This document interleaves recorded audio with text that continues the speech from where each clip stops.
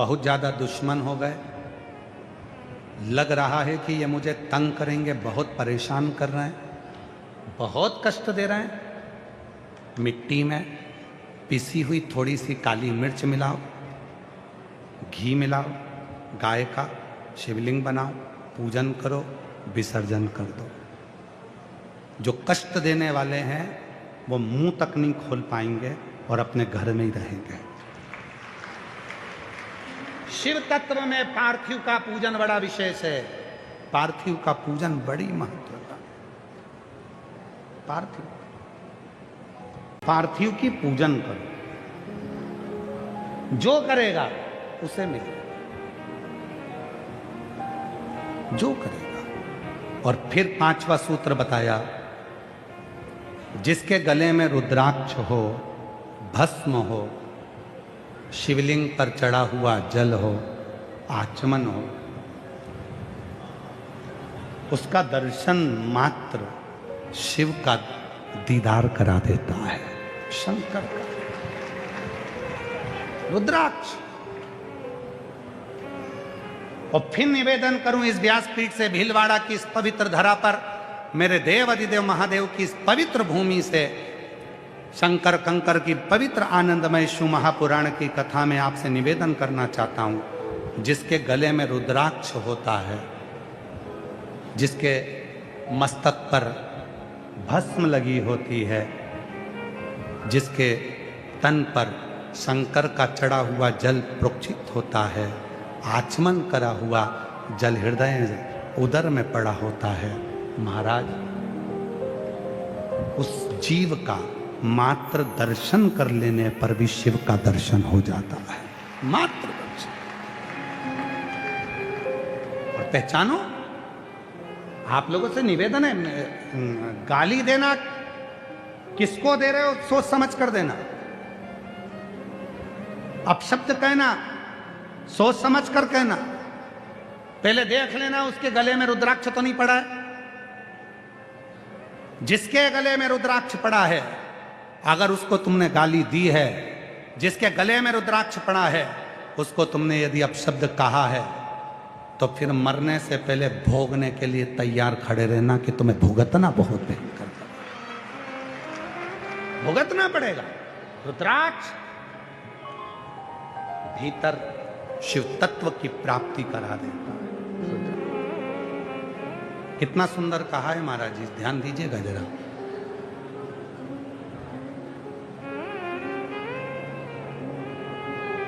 बेलपत्र की, शिव को चढ़ी हुई बेलपत्र की पत्ती का यदि एक तिलमात्र पत्ता भी तुम्हारे मुख से तुम्हारे उदर में चले जाता है, बेलपत्र का तिलमात्र एक छोटा सा बारीक से बारीक बिंदी के बराबर भी अगर बेलपत्री का एक तिलमात्र भी पत्ता शिव पर चढ़ा हुआ तुम्हारे उदर में, मुख से तुम्हारे उदर में चले जाता है, और उसकी 42 रात्रि के भीतर भी अगर तुम्हारा प्राण छूट जाता है, 42 रात्रि तक तुमने पत्र नहीं खाया, बेलपत्र नहीं खाया, एक बार खाया, 42 रात्रि तक में भीतर भी अगर तुम्हारा प्राण छूट जाता है तो तुम्हें यम के दूत लेने नहीं आएंगे, शंकर नंदी लेकर तुम्हें लेने के लिए आए। शिवाय एक बेलपत्र के पत्र के एक बिंदु के बराबर भी उसमें सुख की अनुभूति है, सुख की अनुभूति। हमारे आपके जन्म लेने से भी पहले शिव हमें स्वीकार कर लेते हैं, और जब हमारे प्राण छूटते हैं, जब प्राण जाते हैं, तब भी शिव हमारे पास में खड़े रहते हैं।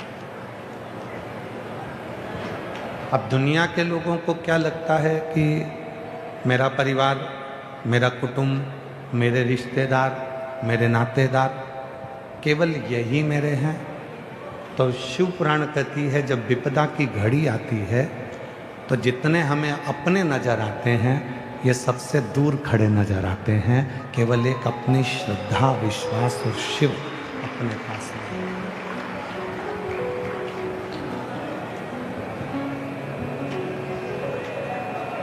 कितना सुंदर कहा है।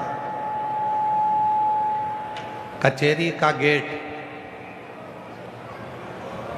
हॉस्पिटल का बेड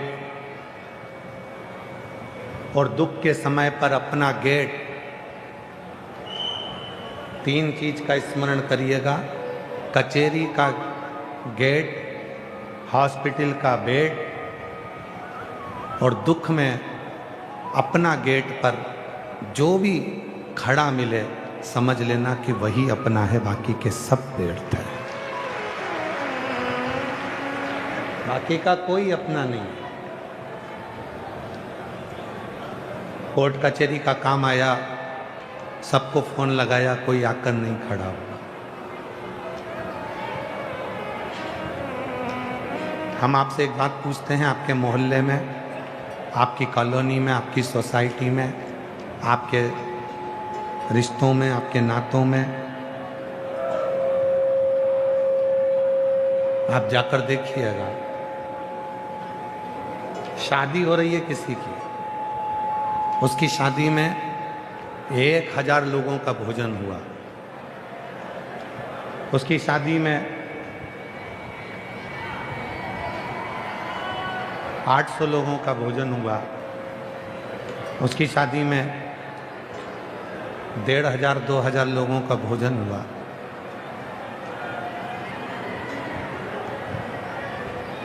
और मान लो वो शादी सफल नहीं हुई, और शादी सफल नहीं हुई और लड़ाई हो गई, झगड़ा हो गया, थाने में रिपोर्ट हो गई, कचहरी में पहुंच गई बात, कोर्ट में पहुंच गई,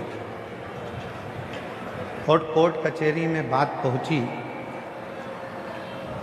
और वहां तुमको गवाही के लिए नाम लिखा दिया गया, तो तुम तुरंत झगड़ा करने पहुंचोगे कि हमारा नाम क्यों लिखा।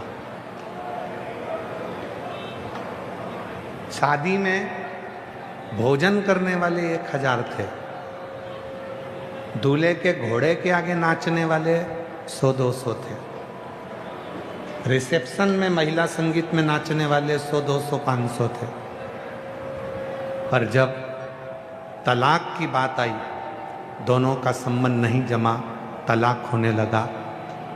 अब उस तलाक में जो 1000 लोग थे, उन सबका नाम लिखा कि ये खाना खाकर गए थे, इनसे पूछो कि लड़का लड़की में क्या दोष है। 500 आदमी का नाम लिखा, उनसे पूछा जाए कि ये लड़का लड़की का तलाक हो रहा है, इसमें लड़की अच्छी है कि लड़का अच्छा है। दुख में, कचहरी में कोई तुम्हारे साथ में खड़ा नहीं मिलता। हॉस्पिटल के बेड पर एक दिन लोग देखने आ जाएंगे, वो भी लोकाचार की भाषा में, दिखावे की भाषा में, पर हॉस्पिटल के बेड पर भी कोई तुम्हारे तरफ साथ खड़ा नहीं मिलता। दुख के समय पर तुम्हारे दरवाजे पर कोई खड़ा नहीं मिलता। तो फिर कैसे कह दें कि ये तुम्हारे रिश्तेदार हैं, ये तुम्हारे नातेदार हैं, ये तुम्हारे अपने हैं? कोई नहीं। फिर तो केवल एक स्मरण आता है, अंत समय प्रभु आना पड़ेगा, वचन दिया तो निभाना पड़ेगा। आएगा प्रभु कुटुंब कबीला, अंत समय प्रभु आना पड़ेगा, वचन दिया तो निभाना पड़ेगा। फिर एक बात स्मरण में आती है कि अंत समय में फिर वही शिव एक हमारा है। मेरी जीजियों, मेरे जीजाओं, मेरी बेटियों, मेरे बेटाओं, मेरे बुजुर्ग माता पिता, स्मरण करिएगा, जब तुम्हारी जिंदगी में संसार के किसी भी व्यक्ति की जिंदगी में जब तकलीफ आती है, दुख आता है, जब बहुत ज़्यादा परेशानी आती है, तो अपना खुद का मकान, खुद की दुकान भी बिक जाती है।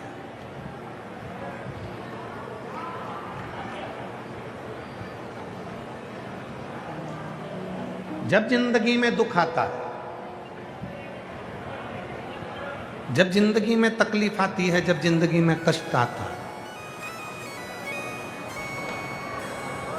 पानी पिलाने वाले भैया, है भैया, आप लोगों से निवेदन है, पानी पिलाने वाले जो भी पानी पिला रहे हैं उनसे निवेदन है, ये जितने आगे बैठे हैं ये तो 1 बजे आए हैं, जो 10 बजे से आके बैठे हैं आप उनको पानी पिलाइए।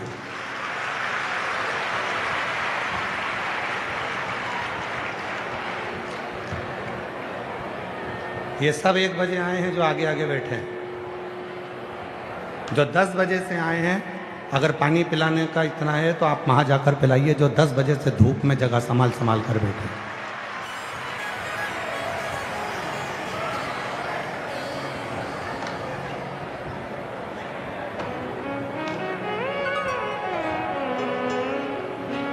शिव तत्व कहता है। और पानी पीने वालों से भी निवेदन है, आपको हमने कहा था कि कथा में आओ तो 2 बाटल लेकर आओ। आप अपने साथ में 2 बाटल लाए हो तो आपको पानी लेने की ज़रूरत नहीं है। जो घर से चले हैं, 200 किलोमीटर दूर से आए हैं, बस में चढ़कर, ट्रेन में चढ़कर, जिनके पास नहीं है पानी की ज़रूरत उनको है, उनको दिया जाए। आप लोग कथा सुनो, कहो कि भैया डिस्टर्ब मत करो, हमें कथा सुनने दो, बहुत दूर से आए हम लोग, 50-100 रुपये खर्च कर कर आए, थोड़ी सी कथा हमारी ज़िंदगी में उतर जाने दो। 3 दिन बचे हैं कथा के, आज 5वां दिन हो जाएगा, कल कथा की शिवरात्रि हो जाएगी, परसों सुबह 8 बजे कथा होकर सब अपने अपने घर चले जाएंगे। उस कथा को ग्रहण करो। विपदा की घड़ी आती है,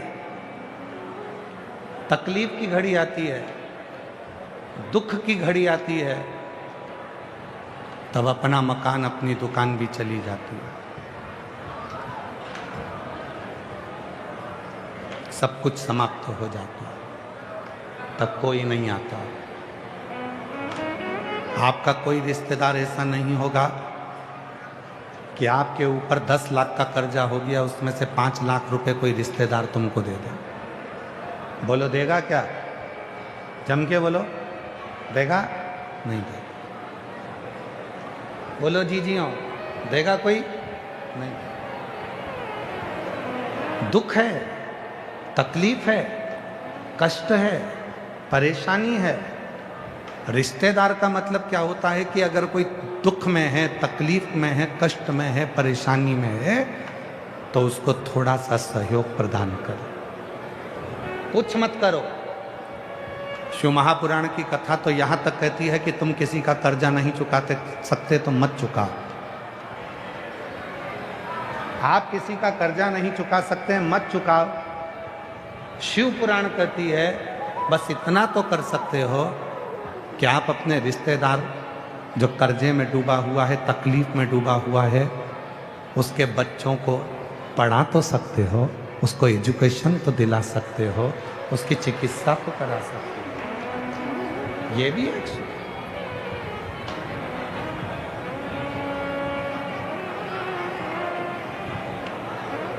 और मैंने तेरे ही भरोसे बाबा, तेरे ही भरोसे।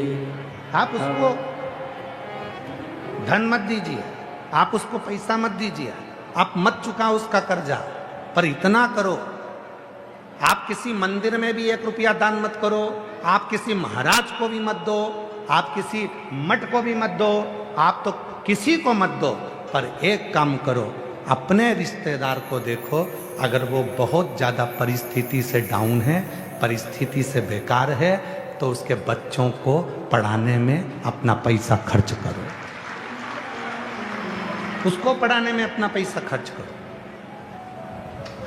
अपने मोहल्ले में देखो, अपनी कॉलोनी में देखो, अपनी सोसाइटी में देखो, अगर कोई बहुत ज़्यादा बीमार है, उसके पास में दवाई का भी पैसा नहीं है, तो उसके लिए खर्च करना प्रारंभ करो, मत दो आप किसी।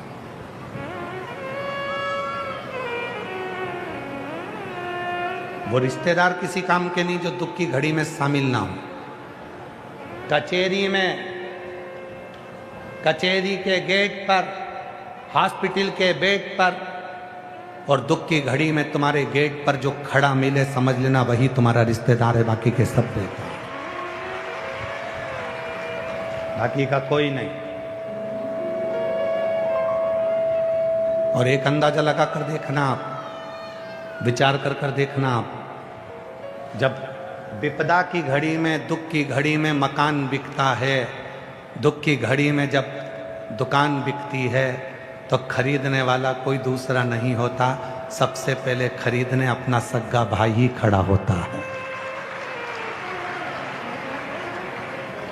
दुकान खरीदने, मकान खरीदने कोई दूसरा खड़ा नहीं होगा, पहले अपना भाई खड़ा होगा। मैं खरीद रहा हूं, इतने पैसे दे रहा हूं, मतलब वो इंतजार कर रहा था कि यह कब इतना उछलने वाला नीचे आए और इसकी दुकान में खरीदूं, इसका मकान में खरीदूं। अरे भाई, तू भाई है तो तुझे उस मकान को बिकने ही नहीं देना था। भैया, मैं भी जमीन पर पैसा छोड़कर जाऊंगा और तू भी यहीं छोड़कर जाएगा। ले, मैंने अपनी जिंदगी में कहीं दान नहीं करा, इस मकान का कर्जा मैं चुका देता हूं, यह मकान तू रख ले। ये शिव पुराण कहती है, स्वयं पर्वत मुनि की कथा कल अपन श्रवण कर रहे थे। पर्वत मुनि ने देवऋषि नारद जी से कहा कि शिव को जल चढ़ाकर कैसे प्रसन्न हो जाते हैं शिव। भगवान शंकर को जब जल चढ़ाया जाता है, भगवान शिव को जब जल दिया जाता है, जल चढ़ाया जाता है, तो शिव कैसे प्रसन्न हो जाता है, शिव की प्रसन्नता का केंद्र बन जाता है, शिव प्रसन्न हो जाता है।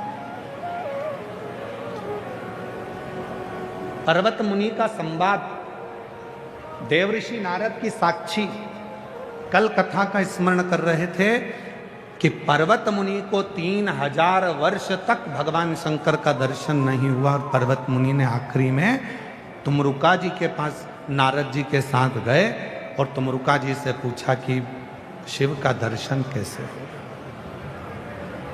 शिव का दर्शन,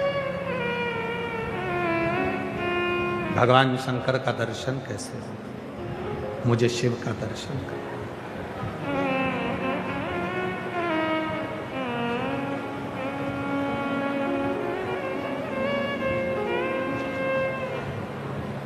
मुझे और कुछ नहीं करना है, मुझे केवल शिव का दर्शन करना। तुमरुका जी ने 7 सूत्र पर्वत मुनि को दिए हैं।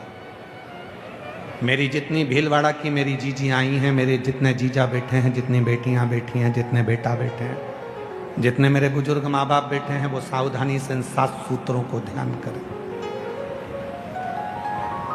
7 सूत्र हैं जो तुमरुका जी ने पर्वत मुनि को भगवान शंकर के दर्शन के लिए दिया कि शिव का दर्शन कैसे हो सकता है।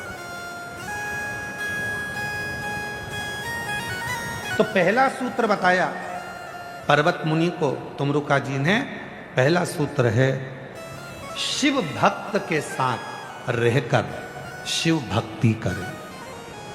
तो पूछा इसका फायदा क्या, तो कहा चुंबक जो होती है ना, अगर लोहे को अपने साथ चिपका कर रखती है तो एक दिन ऐसा आता है कि चुंबक उस लोहे को ऐसा कर देती है कि वो लोहा भी दूसरी वस्तु को खींचने लगता है, वो भी चुंबक की तरह हो जाता है। एक शिव भक्त जब दूसरे को अपने साथ रखता है तो उसको भी शंकर का परम भक्त बना देता है, शिव की भक्ति में डुबो देता है।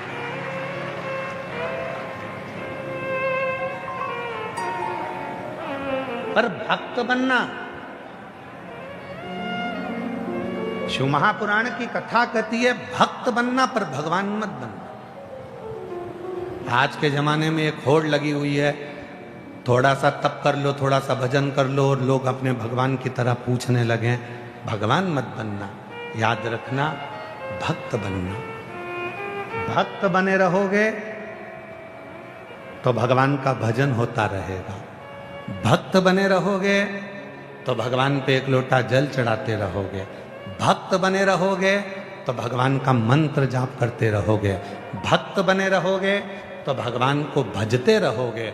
और जिस दिन तुमने सोच लिया कि भगवान तो कुछ नहीं है, जो कुछ हूं मैं हूं, याद रखना तुम मंदिर दर्शन करने जाओ, तुम एक लोटा जल चढ़ाने जाओ, तुम भगवान के मंदिर में जाके मंत्र जाप करो, तुम भगवान का दर्शन करो, तुम भगवान की साधना करो, तुम भगवान का मंत्र जाप करो।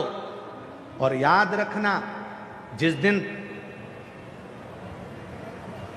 तुम मंदिर ना जाकर दूसरे लोग तुम्हारा दर्शन करने आने लगे, तुम्हारी पूजन करने लगे, समझ लेना कि अब भगवान तुमसे बहुत दूर चले गया, क्योंकि तुम खुद भगवान बन गए। भगवान अब तुम्हें मिल नहीं सकता, तुम्हें अब भगवान नहीं मिल सकता। ऐसे कई लोग हैं दुनिया में जो स्वयं को भगवान घोषित कर देते हैं कि मैं भगवान, मेरी साधना करो, मेरी पूजन करो, मेरी आराधना करो। ना, शिव के सिवा कहीं दिल ना लगाना, शिव के सिवा कहीं दिल ना लगाना, वरना पड़ेगा तुझे आंसू बहाना, वरना पड़ेगा तुझे आंसू बहाना, शिव के सिवा कहीं दिल ना लगाना, शिव के सिवा कहीं दिल ना लगाना। शिव पुराण कहती है कि भगवान को भगवान रहने दो और इंसान को इंसान रहने दो। इंसान को जिस दिन तुमने भगवान बना दिया, उस दिन भगवान तुम्हारा कभी नहीं हो सकता, क्योंकि तुम इंसान की पूजन करने लगे। भगवान बहुत दूर हो गया, बहुत दूर, बहुत दूर। भगवान है उसे भगवान। शिवपुराण क्या कहती है? किसी के चक्कर में मत पड़ो, एक लोटा जल भरो और मंदिर जाना चालू करो। शिवपुराण ने यह कभी नहीं कहा कि तुम हमारे पास में आओ, हमारे पास बैठो, हमारे पास आकर खड़े हो। हम तो यहाँ तक कहते हैं कि हमसे मिलने की ज़रूरत नहीं है, ना हमारे पास आने की ज़रूरत है, और हम आपसे मिलते भी नहीं। हम आपसे नहीं मिलते। किसी को बुरा लगे, भला लगे, हम आपसे 4 दिन मिलते नहीं हैं। 5 और 6ठा दिन थोड़ी सी देर, 7 बजे शाम को थोड़ा सा मिलना होता है सबसे, जो आता है मिल लेते हैं, मतलब आधा घंटा। वो भी 7 बजे बैठे, 7:30 बजे उठ के अपने कमरे में, भले कोई भी हो, चाहे कोई भी मिलने वाला मिले, बैठो। हमसे क्यों मिल रहा? क्या कारण है तुमको हमसे मिलने का? कई लोग कहते हैं हमें उन महाराज जी से मिलना। क्यों मिलना उनसे? क्या कारण है मिलने का? आप तो वो महाराज जी ने जो मंत्र बताया है, जो महाराज जी ने उपाय बताया है, जो महाराज जी ने भरी सभा में कथा में बताया है, तुम उसको मनन चिंतन करो, अपने चित्त में उतारो और एक लोटा जल चढ़ाओ। महाराज जी के चक्कर में क्यों पड़ो? उस महादेव के चक्कर में क्यों नहीं पड़ते? शिव के चक्कर में, भगवान के चक्कर में पड़ो। ये इधर उधर भटकना छोड़ दो, बिल्कुल छोड़ दो।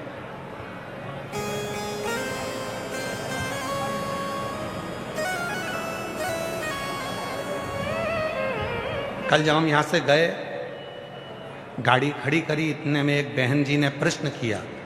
बाहेती जी के यहाँ जहाँ हम रुके हैं वहाँ पर एक बेटी ने, एक बहन जी ने प्रश्न किया, गुरुजी मेरा मन कभी तो राम जी में लग जाता है, मेरा मन कभी कृष्ण जी में लग जाता है, मेरा मन कभी शंकर जी में लग जाता है, तो मैं मन को किस में लगाऊं? अब हम कहना तो बहुत कुछ चाह रहे थे, परंतु हमने कहा कुछ नहीं। हमने कहा इसका उत्तर हम कल देंगे। मेरा मन कभी राम जी में लग जाता है, कभी कृष्ण में लग जाता है, कभी हनुमान जी में लग जाता है, कभी शंकर जी में लग जाता है। इस मन को मैं किस में लगाऊं? तो हमारा निवेदन है, अभी भी तुम सब्जी मंडी में खड़े हो, अभी भी तुम कपड़े की दुकान में खड़े हो, ये वाली साड़ी लूं कि ये वाली लूं, भिंडी लूं कि गिलकी लूं, लौकी लूं कि कद्दू लूं, टमाटर लूं कि हरा धना लूं, अभी भी तुम सब्जी मंडी में ही खड़े हो, अभी भी तुम कपड़े की दुकान पर ही खड़े हो, अभी भी तुम्हारी बुद्धि में यही चल रहा है राम को भजूं, कृष्ण को भजूं, शिव को भजूं कि हनुमान को भजूं। और शिव महापुराण की कथा कहती है शंकर जी के शिवलिंग पर जब जल चढ़ाया जाता है उसके ऊपर 3 पांव लगे होते हैं, उसके ऊपर एक लोटा रखा होता है, उसमें से एक एक बूंद पानी नीचे गिरता है। जलाधारी में से 3 टेकी पर एक मटका रखा है, उसमें से एक एक बूंद पानी गिर रहा है। वो 3 टेकी क्या है? ब्रह्मा, विष्णु और महेश। एक एक बूंद पानी गिर रहा है, वो बता रहा है कि हम तीनों एक हैं। जिस दिन तेरे मन में ये सब एक दिखने लगे, समझ लेना कि तेरा मन श्रेष्ठ है। सब्जी मंडी में मत खड़े रहो, मैं राम को मन लगाऊं, कृष्ण को मन लगाऊं, शंकर को मन लगाऊं, हनुमान जी को मन लगाऊं। हमारा इतना सा कहना है, सब्जी मंडी से बाहर निकलो, घर से सोच कर जाओ कि मुझे केवल भिंडी खरीद के लाना है, तो सामने भिंडी ही दिखेगी। तुमने सोच लिया मुझे टमाटर लाना है, तो वो टमाटर ही लाएगा। जैसे तुम अपने बच्चों से कहती हो, जा रे छोरा जा, टमाटर खरीद के लेकर आ। छोरा जाएगा टमाटर लेकर आएगा, ना छोरा भिंडी लाएगा, ना छोरा मिर्ची लाएगा, ना हरा धना लाएगा, ना कुछ लाएगा तो केवल टमाटर लाएगा। छोरे से कहा, जा रे छोरा जाके बिस्कुट का पैकेट लेकर आ। छोरा बिस्कुट का पैकेट पूछ के जाएगा, मम्मी मीठा लाऊं कि नमकीन लाऊं? वो मीठा ही लेकर आएगा जो माँ ने कहा है। बस जैसे बच्चों को सिखाया जाता है कि बस यही लेकर आना है, उसी तरह तुम भी अपने विवेक में बिठा लो। चाहे राम कहो, चाहे कृष्ण कहो, चाहे शिव कहो, चाहे हनुमान कहो, सब एक नजर आने लगे तो समझ लेना कि शिव तुम्हारे भीतर समा गया। भेद नहीं है तुम में। भेद किसकी दृष्टि में होता है? जिसकी बुद्धि भेदित होती है। राम अलग दिख रहा है, कृष्ण अलग दिख रहा है, शिव अलग दिख रहा है, हनुमान जी अलग दिख रहा है। यहाँ शिव पुराण कहती है, तुझ में रब दिखता है यारा, मैं क्या करूं? सब में एक दिखता है, मैं करूं तो करूं क्या? सब में ही तो वही दिख रहा, कोई दूसरा नजर भी तो नहीं आता।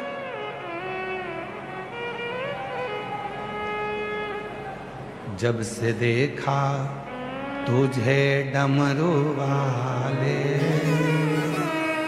जब से देखा तुझे डमरू वाले, दिल हमारा ठिकाने नहीं है। जब से देखा तुझे डमरू वाले, दिल हमारा ठिकाने उस चित्त में वही समा रहा है। हम राम जी का दर्शन करते हैं तो भी सामने नजर आता है कि ये वही भगवान श्री राम है जिन्होंने 14 वर्ष तक जिस जगह पर रुकते थे वहां शंकर जी की शिवलिंग बनाकर पूजन करते थे। ये वही राम है जिन्होंने रामेश्वर धाम की स्थापना करी। ये वही राम है जिनके दिल में शिव बसते हैं। हम भगवान कृष्ण का दर्शन करें तो हमारे भीतर ये भाव आए, ये वही कृष्ण हैं जिनके लिए भगवान कृष्ण ब्रज की भूमि में गोपी बनकर आए थे। ये वही कृष्ण हैं जिन्होंने 16,108 रानियों के गर्भ से जब बच्चे नहीं हुए तो गर्गाचार्य बाबा के कहने पर उन्होंने शिव जी की आराधना करी और उनके घर में संतान ने जन्म लिया। कृष्ण में भी शिव दिखे, राम में भी शिव दिखे, शिव में भी राम दिखे, हनुमान में भी शिव दिखे, शिव में हनुमान दिखे, तो समझो कि हमारा एक मन, एक चित्त, एक वृत्ति हो गई। हम आपको ये मना नहीं करेंगे कि आप राम ना भजें, हम ये नहीं कहते कि आप कृष्णा ना भजें, सब भजो, पर सब में एक नजर आए, सब में चित्त ना लगे। देखो सबको, अरे मैं हूं वो फिर स्मरण में वो रोग जो भीतर लगा है चित्त में।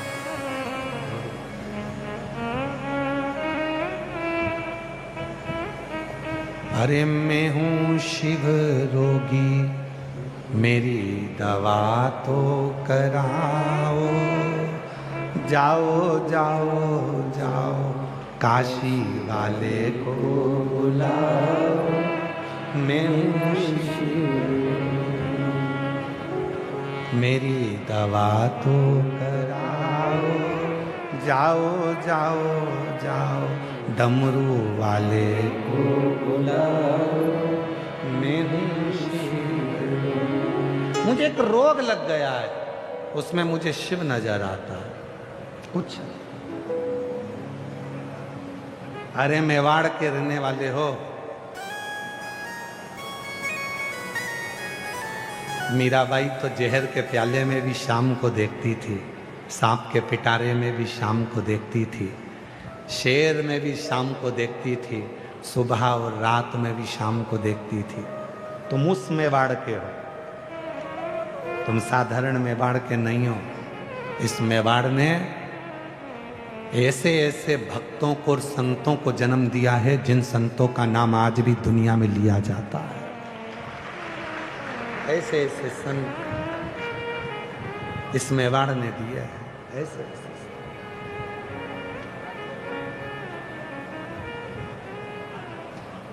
कोई साधारण नहीं हो तुम।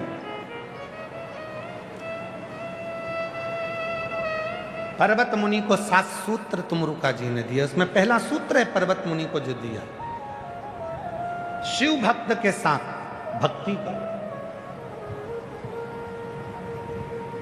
शिव भक्त के साथ क्यों कहते हैं आपसे कि कथा के पंडाल में आप कथा श्रवण करें।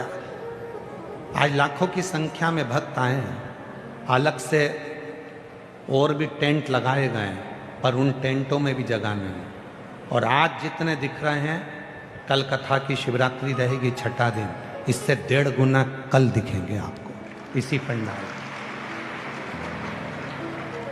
इसको 1.5 गुना कर लेना, जितने आज दिख रहे हैं इससे 1.5 गुना कल नजर आएंगे, क्योंकि कल कथा की शिवरात्रि है।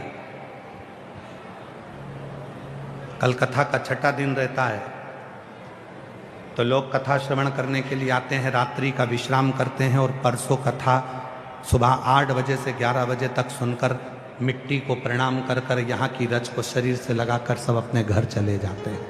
आज जितने दिख रहे हैं, मैं चूने की लाइन डाल देना, उससे दुगने 1.5 आपको कल मिलेंगे, जो इंतजार में है कथा की शिवरात्रि, जो कथा की शिवरात्रि का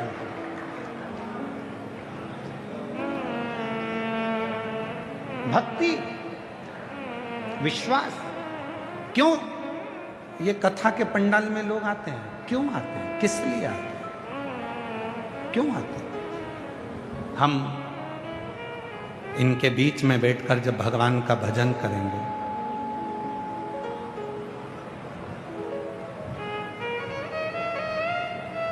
थोड़ा सा रस शिव नाम का इनके भीतर जो बैठा हुआ है वो भी हमें स्पर्श करे, वो भी स्पर्श छुएगा, और वो छुएगा तो हमारी जिंदगी संवर जाए, हमारा जीवन सार्थक हो जाए। पर्वत मुनि शिव भक्त के साथ में बैठकर भक्ति करो। दूसरा कहा, दूसरा सूत्र बताया है तुमरुका जी ने पर्वत मुनि को कि शिव को ढूंढने के लिए कहीं जाने की जरूरत नहीं है। शिव को ढूंढना है तो कुछ देर मौन होकर, चुप होकर शिव के मंदिर में नंदी के पास नंदी जैसे चुप होकर शिव को देखना प्रारंभ कर दो। शंकर तुम्हें मिल जाएगा, उसका दर्शन। मौन, शब्द में विवाद है और मौन में प्यार है। शब्द में विवाद है, झगड़ा करना होता है तो बोलना पड़ता है, प्यार करना पड़ता है तो बोलना नहीं पड़ता। प्रेम में बोला नहीं जाता, प्रेम में तो केवल देखा जाता। नंदी जैसे शिवजी को देख रहे हैं, अगर प्रेम है तो केवल उसको देखूंगी और देखने पे ही मेरा जीवन सार्थक हो जाएगा, मेरा शिव मुझे मिल जाएगा। कुछ नहीं, कुछ नहीं, कुछ नहीं। वो एक लाइन है ना महाराज, आ बैठ मेरे पास तुझे देखता बैठ मेरे पास। शिव के सामने नंदी जैसे बैठा है, भगवान शंकर के सामने जैसे नंदी विराजमान है, केवल शिव को देखता है, शंकर का दर्शन करता है, कुछ बोलता नहीं है। शिव पुराण कहती है बोलने में, शब्द में विवाद है और चुप रहने में, मौन रहने में प्रेम है, प्यार है, बोलना नहीं। बोलना नहीं, प्यार में बोला नहीं जाता, प्रेम में बोला नहीं जाता, चुप। जो ये कथा के श्रोता हैं, जो पूरी रात रात यहां पर रुकते हैं, जो रात भर से रास्ता देखते हैं कथा का, पूरी रात इंतजार करते हैं कथा की, आप उनसे बात कर कर देख लो। 3 घंटे कथा चलेगी, उस 3 घंटे में से 2.5 घंटे महाराज जी बोलेंगे। उस 2.5 घंटे में जो अपनी दरी बिछा कर बैठे हैं, उनके मुख से एक शब्द नहीं निकलेगा। शब्द निकलेगा जो नए नए लोग आते हैं इनके मुख से, जिसको मालूम है कि कथा में चुप रहकर जो ग्रहण कर लिया, उसी से मेरा 3 महीने का भंडार भर गया, उसको मालूम है, वो बोलेगा ही नहीं। तुम उससे कितनी भी बात कर लो, जो दरी बिछा कर बैठे हैं, जिन्होंने अपनी पन्नी बिछाई है, जो रात रात भर कथा का इंतजार कर रहे हैं, उनसे बात कर कर देखना, वो बोल देगा 5 बजे के बाद बात करना। अभी 5 बजे तक महाराज कथा बाँच रहा है, एक शब्द नहीं निकलेगा उसके मुंह से, चुप तो चुप। उसे कथा सुनना है, ग्रहण करना है, झोली भरना है। 3 घंटे में 2.5 घंटे उसको मिलते हैं। वो 2.5 घंटे में भगवान से मौन रहकर, कथा में चित्त लगाकर भगवान को प्राप्त करता है, और 3 महीने में अपना दुख मिटा लेता है, तकलीफ मिटा लेता है। जो नहीं समझता उसको तो केवल नहीं समझता, तो उसने तो सोचा कि कथा हो रही है, अपन को जाके बैठना है और कैमरे में अपना फोटो आना चाहिए, बस कैमरे वाले को इशारा करते रहेंगे दिन भर बैठे। जिसको मालूम है कि बस अपने को तो अपना फोटो दिखाना है, तो उसको इशारा करना है। जिसको कथा से मतलब है कि मेरे नगर में, मेरे भीलवाड़ा में मेरा शंभू आया है और मुझे कथा सुना कर जाए, और जो मैं दिल से मांगूं मेरा शंकर मुझे दे कर जाए। इंतजार करूंगी, दिल्ली में पत्र लिख कर दूंगी कि मैंने भी कथा सुनी थी और मेरा भंडार मेरे बाबा ने भरा। वो इंतजार करता है। एक पत्र है, एक पत्र भेजा एक बहन जी ने, जयपुर की एक लड़की जो अभी कथा सुनकर आई है, उसने पत्र भेजा। हम ऐसे पत्र का इंतजार तुम्हारा दिल्ली में करेंगे कि भीलवाड़ा से भी पत्र दिल्ली में आना चाहिए कि हमने भीलवाड़ा की कथा सुनी थी और मेरे बाबा ने मुझे ये दिया। एक बेटी ने पत्र लिखा है, मेरा नाम प्रियंका प्रजापति है, मैं राजस्थान के डीडवाना जिले के गांव नुवा की रहने वाली हूँ। कहीं बैठी हो तो हाथ हिला सकती हैं, आप ही हैं बेटा, वापिस हाथ हिलाइए एक बार। हाँ आ जाइए, आ जाओ, आ जाओ, तीनों आ जाओ, तीनों आ जाओ।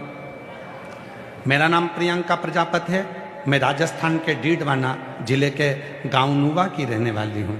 बाबा, 1 लोटे जल की मैं क्या वर्णन करूँ। पत्र एलईडी पर चल रहा है, सभी लोग वहीं बैठकर पत्र को पढ़ेंगे। एलईडियाँ लगी हैं, कोई भी खड़े होकर इधर उधर नहीं झांकेगा। केवल इसीलिए आप लोगों को एलईडी पर पत्र पढ़वा रहे हैं क्योंकि कल आप लोग इधर उधर झांका झांकी कर रहे थे।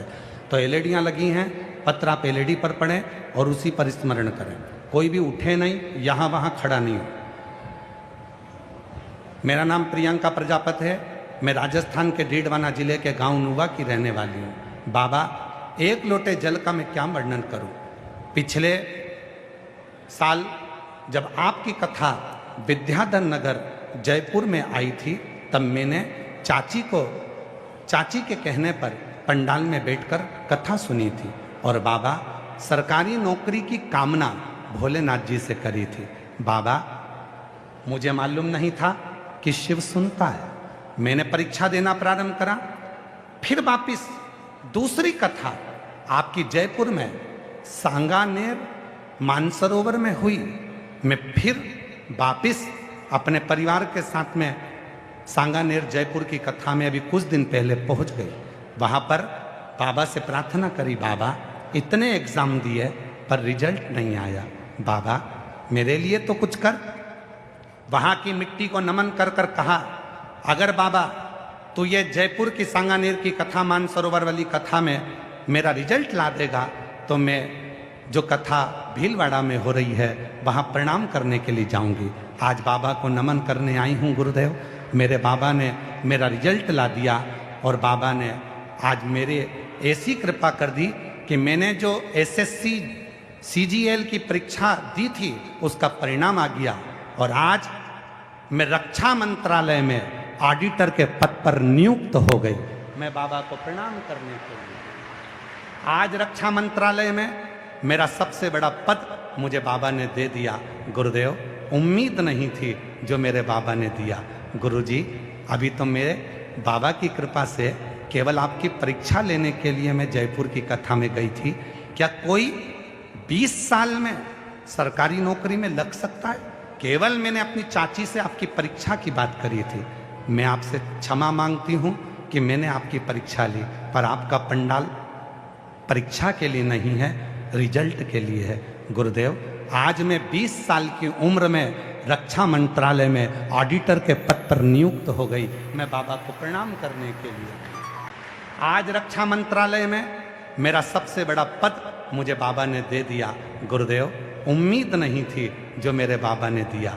गुरुजी अभी तो मेरे बाबा की कृपा से केवल आपकी परीक्षा लेने के लिए मैं जयपुर की कथा में गई थी। क्या कोई 20 साल में सरकारी नौकरी में लग सकता है? केवल मैंने अपनी चाची से आपकी परीक्षा की बात करी थी। मैं आपसे क्षमा मांगती हूं कि मैंने आपकी परीक्षा ली, पर आपका पंडाल परीक्षा के लिए नहीं है, रिजल्ट के लिए है। गुरुदेव आज मैं 20 साल की उम्र में रक्षा मंत्रालय में ऑडिटर के पद पर नियुक्त हो गई। मैं बाबा को प्रणाम करने के लिए रक्षा मंत्री। गुरुजी हमारा मकान नहीं था, बाबा की कृपा से शिव ने ऐसी कृपा करी, हमारा मकान भी बाबा ने बना दिया, जिसका मैं फोटो लगा रही हूँ। फोटो देख सकते हो, 2 मंजिल का मकान मेरे शिव ने मेरा बना दिया। एक लाइन अच्छी लिखी है, आप भी उस लाइन को गुनगुनाएंगे। पढ़ो जरा एलईडी पर सब। तेरे दरबार की बाबा निराली शान देखी है, तुझे देते नहीं देखा पर झोली भरी देखी है।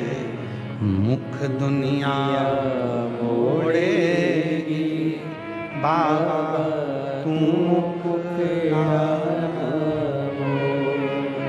मेरी लगी परी दीनू बाबा तू आए हो कथा में। 50 रुपए आपके खर्च हुए, 100 रुपए गाड़ी में लग गए, 50 रुपए टिकट में लग गए, रेल में लग गए, धक्के खाए, 42 डिग्री टेम्परेचर में चलकर तुम कथा पंडाल तक आए। अपना समय बर्बाद करने के लिए नहीं आए हो, बाबा से बात करने के लिए आए हो। बैठे हो इधर उधर ध्यान न लगाकर अपने बाप से, अपने बाबा से बात करना। बाबा सबकी झोली भरता है, मेरी भी भरना रे कुबेर भंडारी। तेरी कथा सुनने आई हूँ, मेरा पत्र दिल्ली में पहुँचे, ऐसी कृपा करना, मुझे भी तू देना।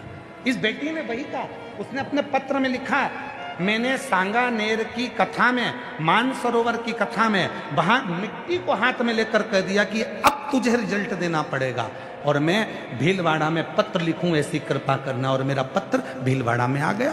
ये विश्वास कितना प्रबल है आप, कितना प्रबल।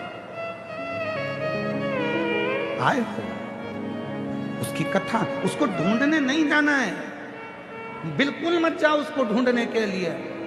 लोग कहते हैं हम भगवान को ढूंढने के लिए केदार जा रहे हैं, हम ढूंढने के लिए अमरनाथ जा रहे हैं, हम ढूंढने के लिए भगवान को काशी जा रहे हैं, हम ढूंढने के लिए उज्जैनी जा रहे हैं। बिल्कुल मत जाओ आप भगवान को ढूंढने। आप जहां बैठकर उसको भजोगे, मेरा शंकर वहीं आकर तुम्हें दर्शन देगा और तुम्हारे कार्य सिद्ध करेगा।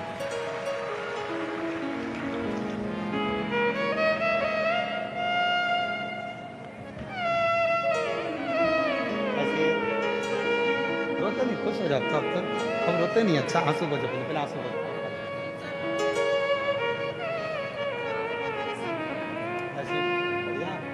ये बेटी का सिलेक्शन हुआ है रक्षा मंत्रालय में ऑडिटर के पत्ते। एक बार जोरदार ताली बजाओ। साधु था। तेरे दरबार की बाबा मेरा निशान देखी है, तुझे देखे नहीं।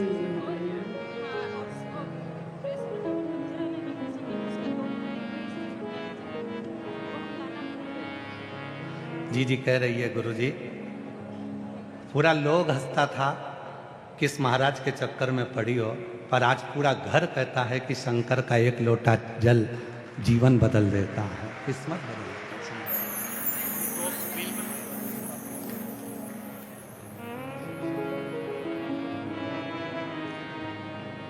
मांगा है भोलेनाथ से वरदान एक ही, मांगा है भोलेनाथ से वरदान एक ही, तेरी कृपा बनी रहे जब तक है जिंदगी, तेरी कृपा बनी रहे जब तक है जिंदगी। मांगा है भोलेनाथ से वरदान। 20 साल में 20 वर्ष की आयु में बेटी रक्षा मंत्रालय में ऑडिटर के पद पर नियुक्त हो जाती। परीक्षा लेने आई थी। जयपुर की पहली कथा विद्याधर नगर में हुई, वहां परीक्षा लेने आई थी। क्या बाबा देता है?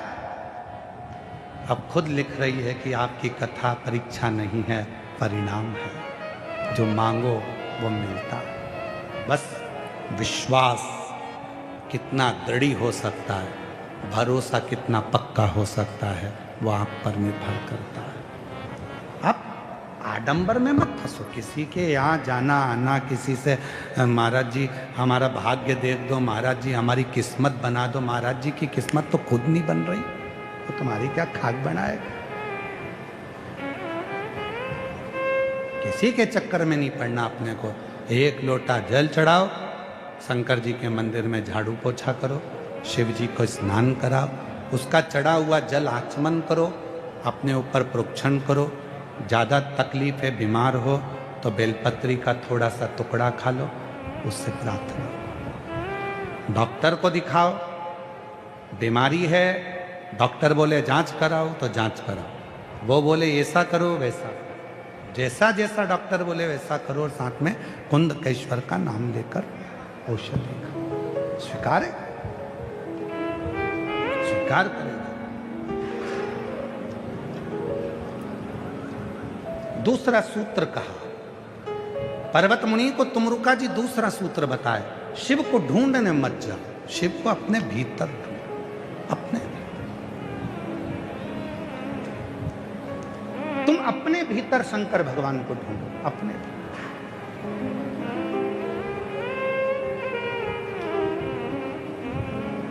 हम जहां ठहरे हैं बाहेती जी के यहां पर, वहां बाहर सिक्योरिटी के लिए पुलिस फोर्स लगी हुई है, अंदर भी भ्रमण करते हैं वो पुलिस के लोग, सेवादार भी सेवा करने वाले लगे हैं। कल वो आशीष से कह रहे थे कि गुरुजी आते हैं, कक्ष में रहते हैं, कक्ष से बाहर नहीं निकलते। हमें 4 दिन हो गए, ना वो शाम को दिखते हैं ना सुबह दिखते हैं, केवल कथा के समय नीचे आते हैं और कथा में से ऊपर जाते हैं, फिर इसके बाद नहीं दिखते। मिलते नहीं क्या? हमारा निवेदन है, आप हमसे मत मिलो, एक लोटा जल लेकर मेरे बाप से मिलो, मेरा महादेव से मिलो। वो सुख, वो सुख जो वो देगा वो दुनिया में कोई नहीं दे सकता। जो वो देगा उसके सिवाय कोई नहीं देगा। महाराज शिव साधन शंकर की आराधना, शिव की उपासना, शिव की साधना, शंकर की आराधना हमें सुख प्रदान करती है। तो कहा, दूसरा सूत्र बताया, शिव को ढूंढने नहीं जाना, हमें शंकर को भजना है तो शिव हमारे दरवाजे तक खुद आएंगे। तीसरा सूत्र बताया,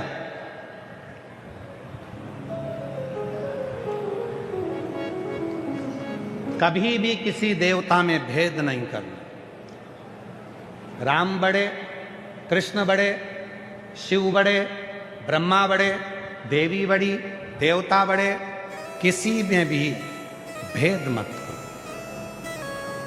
सब में एक नूर है, तू देखे जित देख ले, सब में वही है, सब में। कल कथा में कहा था,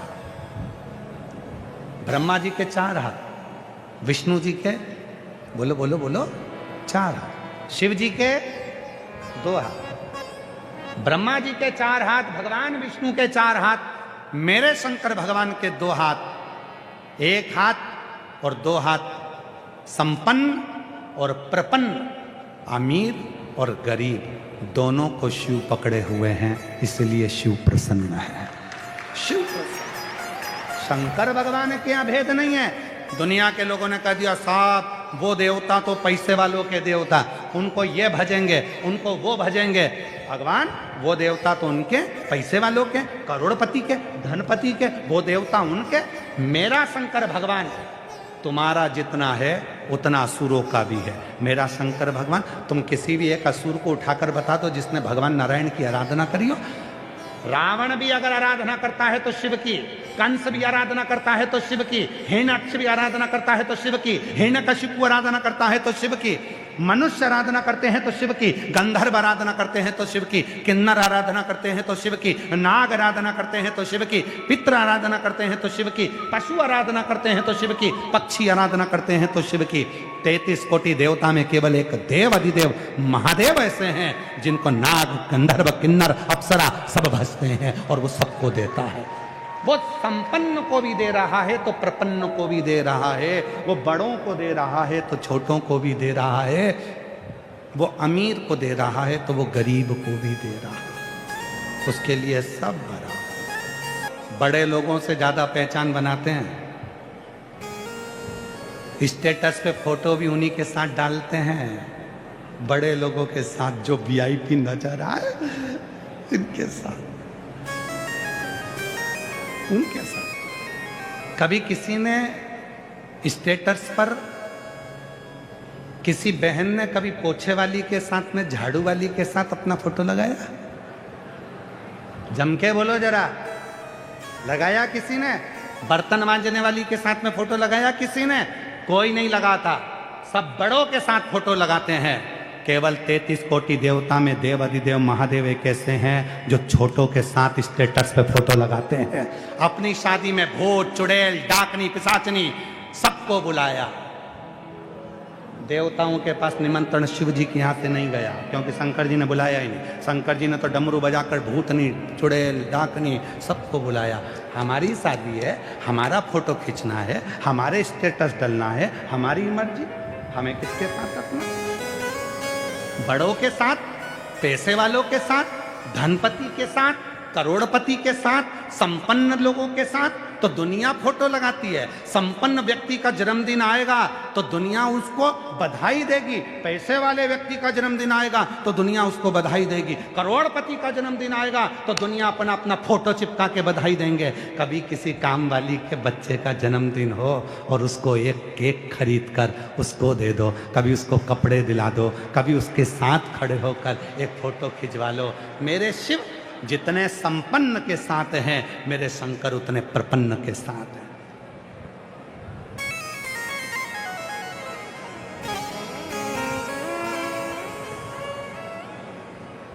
बड़े लोगों के साथ कितना भी फोटो खिंचा लो, ये तुम्हारा साथ मत नहीं देने वाले। चिल्ला चिल्ला के लोग कहते हैं, खूब चिल्ला के कहते हैं चुनाव के टाइम पे, भैया जी संघर्ष करो, हम तुम्हारे साथ हैं। अगर तुम साथ होते तो संघर्ष की जरूरत क्या खाक पड़ती? तुम खुद कह रहे हो भैया जी संघर्ष करो, हम तुम्हारे साथ हैं, मतलब तुम्हें करना है, हम तुम्हारे साथ देंगे नहीं। तुम्हारे साथ फोटो खिंचवाएंगे, वोट किसी और को दियाएंगे। भैया जी संघर्ष करो, हम तुम्हारे साथ हैं, मतलब कह रहा है संघर्ष तुम्हें करना है, तुम करो। अपन तो बेहतरीन चाय पिएंगे और टाइम बर्बाद करके अपने ये चले जाएंगे। अपन तो एंजॉय करेंगे, खाएंगे पिएंगे, मौज करेंगे, उसके बाद तुम जानो। हमें क्या करना है तुमसे? भैया जी संघर्ष करो, हम तुम्हारे साथ है, संघर्ष तुम करो। इसीलिए निवेदन है, बड़ों के साथ फोटो खिंचाने से अच्छा है किसी छोटे के साथ जो दिन रात तुम्हारा साथ दे, दिन रात तुम्हारा काम करे, दिन रात तुम्हारे कदम से कदम मिलाकर चले, उसके साथ सेल्फी लो, उसके साथ फोटो खिंचाओ, जिंदगी सार्थक हो। चलो और सरल भाषा में समझो, तुम्हारे घर में बड़े बर्तन हैं? बोलो री जीजियों, तुम्हारे दहेज में मिले हुए इतने बड़े बड़े बर्तन मिले थे दहेज में, इतना बड़ा हंडा, इतना बड़ा भगोना, इतनी बड़ी परात जिसमें पांव पूजे थे, कन्यादान करा था, इतने बड़े बड़े बर्तन मिले थे। घर में बड़े बड़े बर्तन रखे हैं और घर में छोटे छोटे बर्तन रखे हैं। ईमानदारी से बोलना, सबसे ज़्यादा छोटे बर्तन काम आते हैं कि बड़े बर्तन काम आते हैं? बोलो बोलो बोलो। छोटे बर्तन काम आते हैं। छोटी चम्मच काम आएगी, इतना बड़ा खोचा वो तो कभी कभी निकलेगा, इतना बड़ा भगोना वो कभी कभी निकलेगा, इतना बड़ा हंडा वो कभी कभी निकलेगा, इतनी बड़ी परात वो कभी कभी निकलेगी, पर छोटी चम्मच, छोटी कटोरी, छोटा गिलास, छोटी थाली, ये तो हर कभी काम आ जाते हैं। उसी तरह छोटों को साथ लेकर चलोगे तो जिंदगी सार्थक बन जाएगी, बड़े से सार्थक नहीं होने। और आज की दुनिया बड़ों को झेलने में लगी। ओ वो इतना पैसे वाला, उसको तो जन्मदिन विश करना पड़ेगा, एक बार तो उसको जन्मदिन विश करना ही पड़ेगा। लगा दो स्टेटस पे फोटो।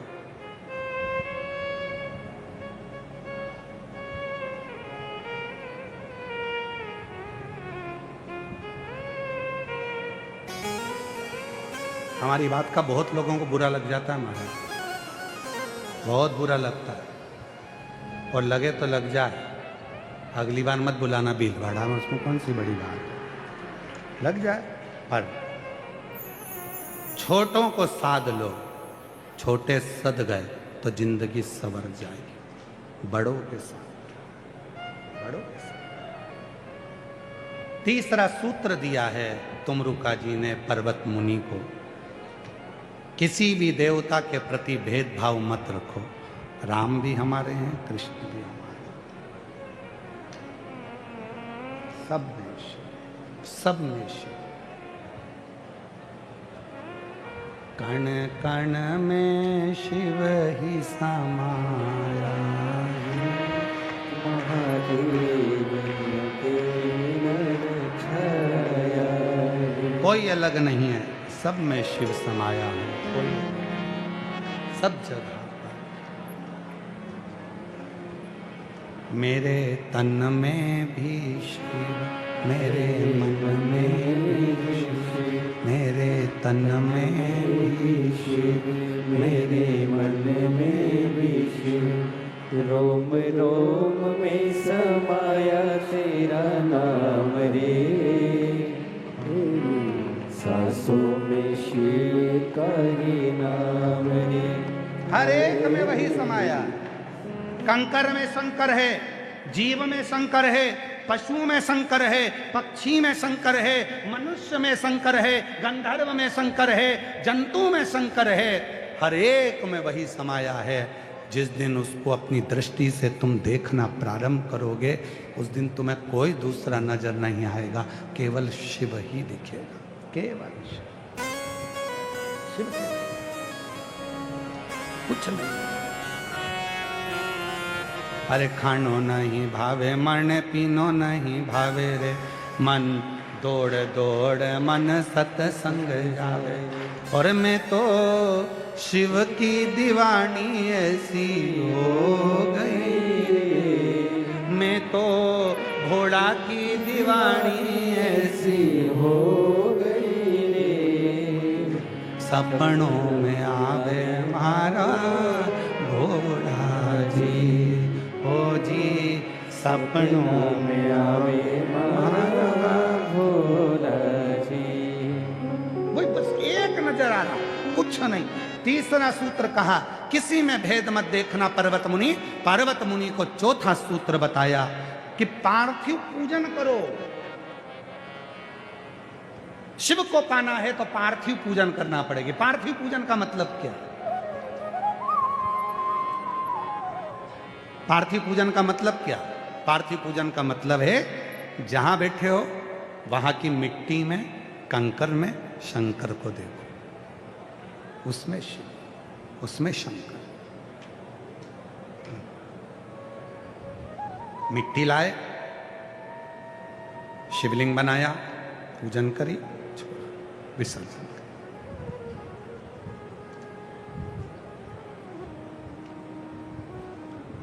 बहुत ज्यादा दुश्मन हो गए, लग रहा है कि ये मुझे तंग करेंगे, बहुत परेशान कर रहे हैं, बहुत कष्ट दे रहे हैं।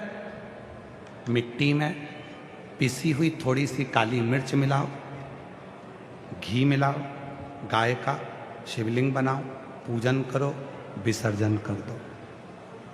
जो कष्ट देने वाले हैं वो मुंह तक नहीं खोल पाएंगे और अपने घर में ही रहेंगे। शिव तत्व में पार्थिव का पूजन बड़ा विशेष है। पार्थिव का पूजन बड़ी महत्वता। पार्थिव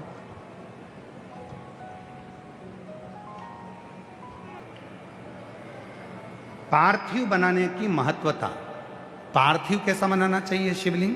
पार्थिव बनाने में संतान के लिए पार्थिव कैसा बनाना चाहिए? रोग मुक्ति के लिए पार्थिव कैसे बनाना चाहिए?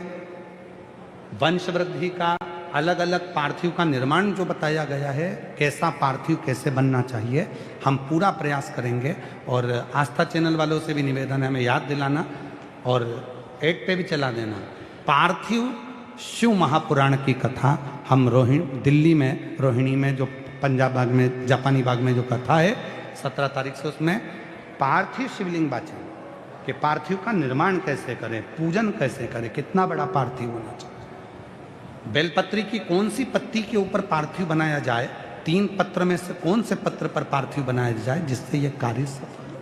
पार्थिव। और पार्थिव पूजन का फल एक पत्र है, अच्छा है।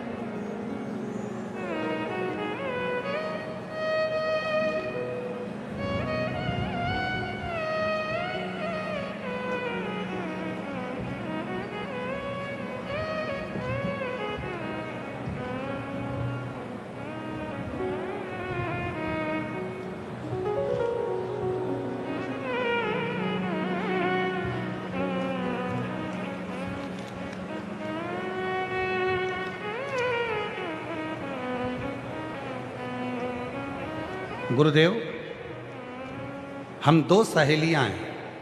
हमारा नाम लीना पारिक और दूसरी का नाम चंदा शर्मा है। हम भीलवाड़ा जिले के सांगवा और बिलिया के निवासी हैं। कहीं बैठी हों तो हाथ हिला सकती हैं अगर कहीं बैठी हों। हम 2 सहेलियां हैं। हमारा नाम लीना पारिक और चंद्रा शर्मा है।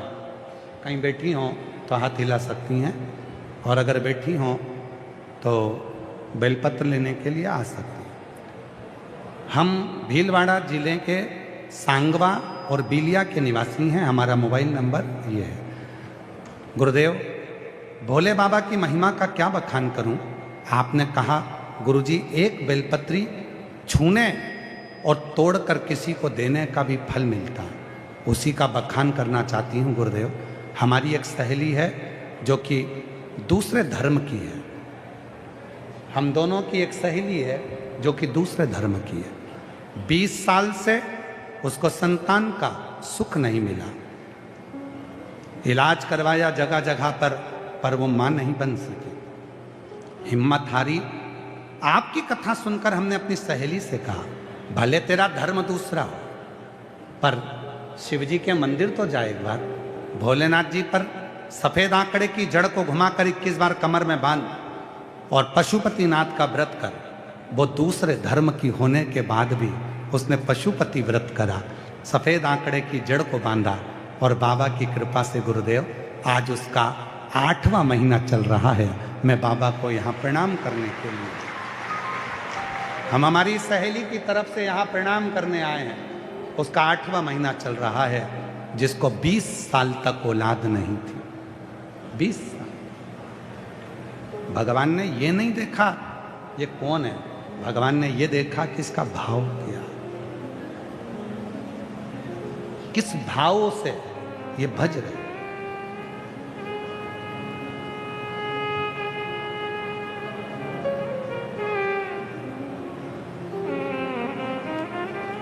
किस भाव से भज रही है, भगवान ये देखे। आप किस भाव से कथा सुन रहे हो, आपका भाव क्या है, आप किस भाव से परमात्मा को भज रहे हो, आपका भाव क्या है, आप किस भाव से परमात्मा का स्मरण कर रहे हो, ये आपके ऊपर निर्भर कर,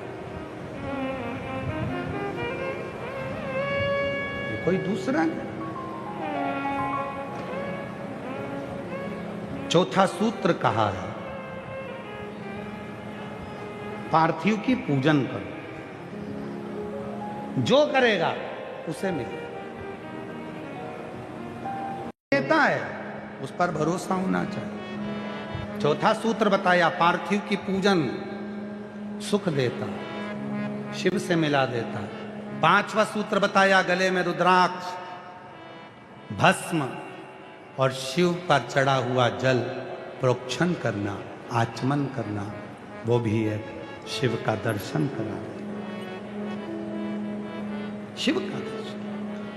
6ठा सूत्र बताया, भगवान शंकर की, शिव भक्त की और शिव महापुराण की कभी निंदा मत सुनना, तो शिव का दर्शन तुम्हारे हृदय में अवश्य। ना शिव की निंदा सुनी जाए।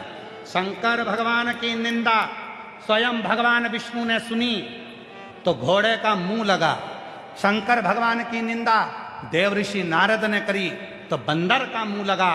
शंकर भगवान की निंदा शंकर जी के ससुर दक्ष प्रजापति ने करी तो बकरे का मुंह लगा। शंकर भगवान की निंदा के पूरे किस्से शिव महापुराण के अंतर्गत पूरी कथाएं भरी पड़ी है कि शिव की निंदा करने वाले चाहे ब्रह्मा हो, ब्रह्मा जी ने निंदा करी तो बड़का पेड़ बने, ब्रह्मा जी ने निंदा करी तो रक्त ऐसा बहा शरीर से कि कर्मनाशा नदी उत्पन्न हो गई, जिस नदी में कुत्ता भी पानी नहीं पीता, जो उत्तर प्रदेश में आज भी बहती है। केवल ब्रह्मा जी भी निंदा करे तो उनका भी सिर कट गया, बड़का पेड़ बन गया। भगवान विष्णु ने निंदा सुनी तो घोड़े का मुख लग गया। भगवान नारद जी ने शिव जी की निंदा करी तो बंदर का मुख लग गया। दक्ष प्रजापति ने शिव की निंदा करी तो बकरे का मुख लग गया। शंकर की निंदा सुनने वाला 1000 बार नाली का कीड़ा बनकर जन्म लेता है, मरता है, जन्म लेता है, मरता है। इसलिए कोई तुम्हारे सामने कहे शंकर जी की कथा में क्यों जा रही है, क्या मिलेगा, शिव जी की वो निंदा करना प्रारंभ करे, शिव पुराण की निंदा करना प्रारंभ करे, तो वहां से उठ के चल दो या जवाब लिख कर दे दो कि तेरे बाप का क्या जा रहा है, कथा में तो मैं जा रही हूं, तुझसे पूछूं क्या, तूने मुझे पैदा करा क्या, मेरा पालन तू कर रहा है क्या, रोटी खाने तू मुझे दे रहा है क्या, जो तेरी सुनूं, मैं चाहे ये करूं, मैं चाहे वो करूं, मेरी आग लगे बस्ती में, अपन रहो मस्ती में, क्या किसको रोई है, चादर तान के सोई, निंदा नहीं सुनूंगी। निंदा मत करना, फालतू निंदा करी तो देख लीजिए। ऊपर से 42 डिग्री टेम्परेचर है, ऊपर से मेरा टेम्परेचर और ज्यादा है। निंदा करी तो छोड़ूंगी नहीं,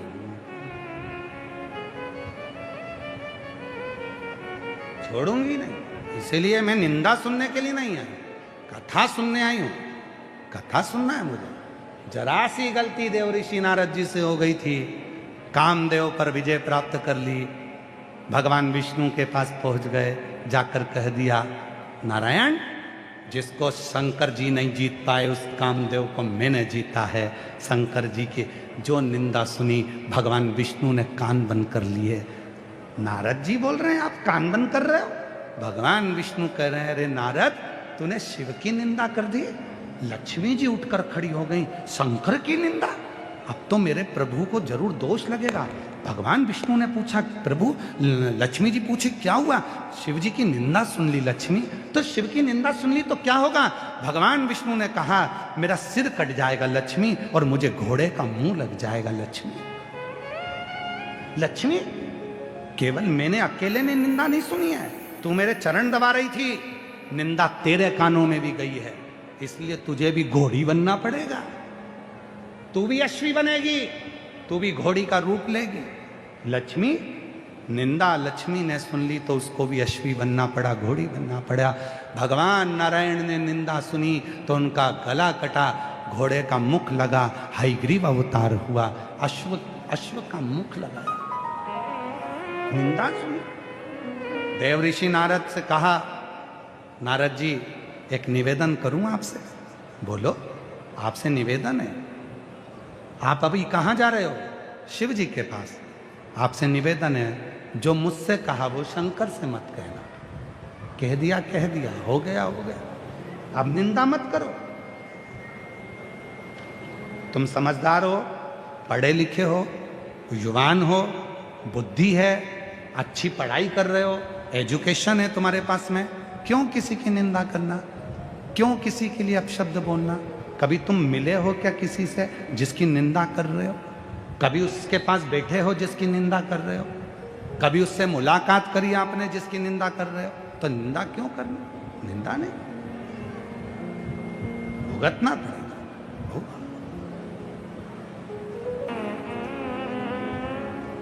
भुगतना पड़ सकता। इसलिए अब दया करो है भोलेनाथ, मस्त रहूं तेरी मस्ती में। अब दया करो रे भोलेनाथ, मस्त रहूं तेरी मस्ती में। अब दया करो रे भोलेनाथ, मस्त रहूं तेरी मस्ती में। मेरे सिर पर रख दो अपना हाथ, मस्त रहूं तेरी मस्ती में। मेरे सिर पर रख दो अपना हाथ, मस्त रहूं तेरी मस्ती में। अब दया करो हे भोलेनाथ, मस्त रहूं तेरी मस्ती में। अब दया करो हे भोलेनाथ, मस्त रहूं तेरी मस्ती में।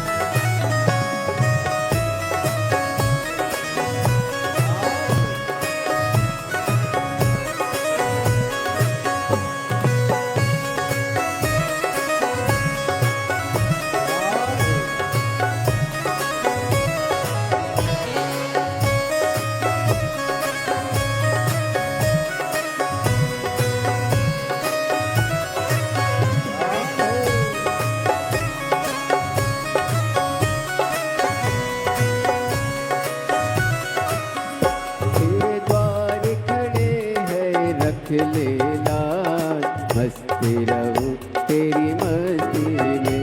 तेरे द्वार रख लेना, मस्त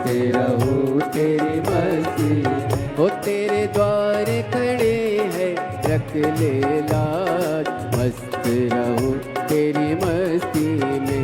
तेरे द्वार खड़े रख ले लाज, मस्त रहूं तेरी मस्ती में।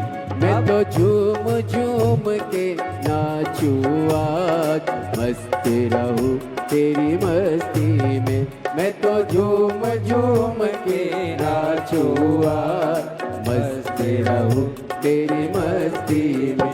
अब दया करो हे भोलेनाथ, मस्त रहूं तेरी मस्ती में। अब दया करो हे भोलेनाथ, मस्त रहूं तेरी मस्ती में।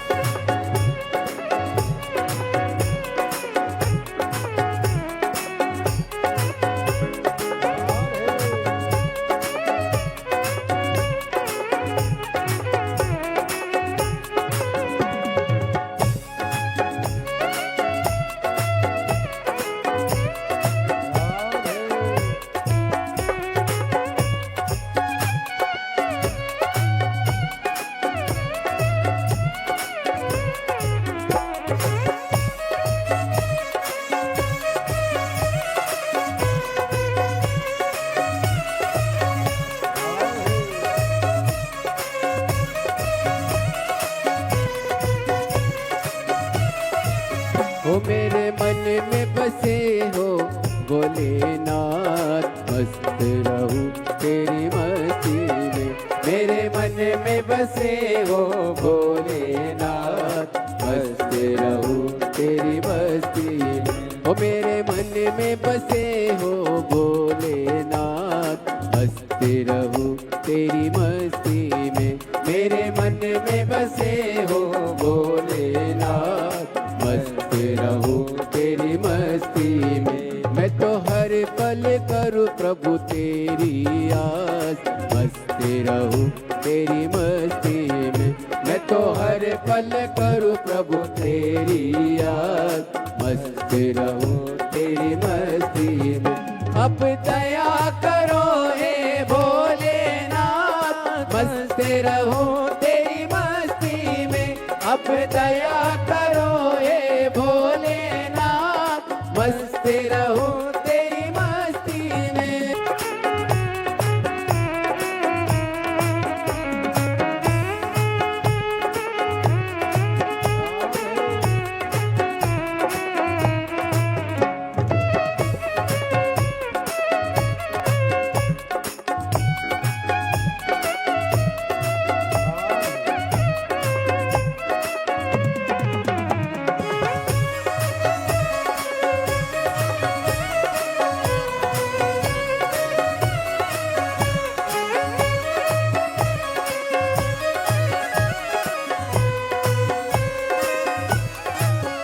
मैं तो मगन हूँ भोले तेरे साथ, मस्त रहूं तेरी मस्ती में। मैं तो मगन हूँ भोले तेरे साथ, मस्त रहूं तेरी मस्ती में। जप हरे हरे भोले दिन और रात, मस्त रहूं तेरी मस्ती में। जप हरे हरे भोले दिन और रात, मस्त रहूं तेरी मस्ती में। अब दया करो हे भोलेनाथ, मस्त रहूं तेरी मस्ती में। अब दया करो हे भोलेनाथ, मस्त रहूं तेरी मस्ती में। मेरे सिर पर रख दो अपना हाथ, मस्त रहूं तेरी मस्ती में। मेरे सिर पर रख दो अपना हाथ, मस्त रहूं तेरी मस्ती में। अब दया करो हे भोलेनाथ,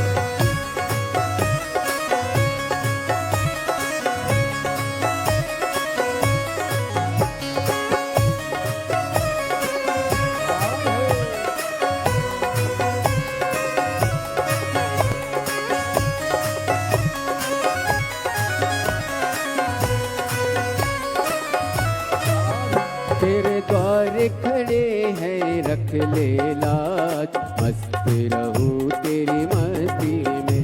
तेरे द्वार खड़े हैं रख ले लाज, मस्त रहूं तेरी मस्ती में। मैं तो झूम झूम के नाचूं आज, मस्त रहूं तेरी मस्ती में। मैं तो झूम झूम के नाचूं आज, मस्त रहूं तेरी मस्ती में। अब दया करो हे भोलेनाथ, मस्त रहूं तेरी मस्ती में।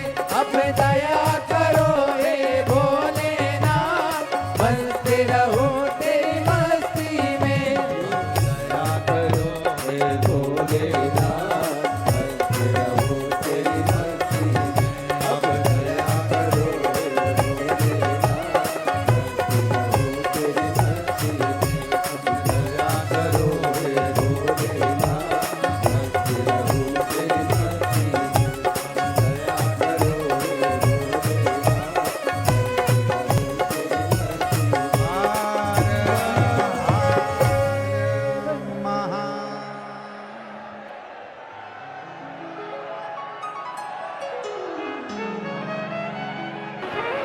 ये कथा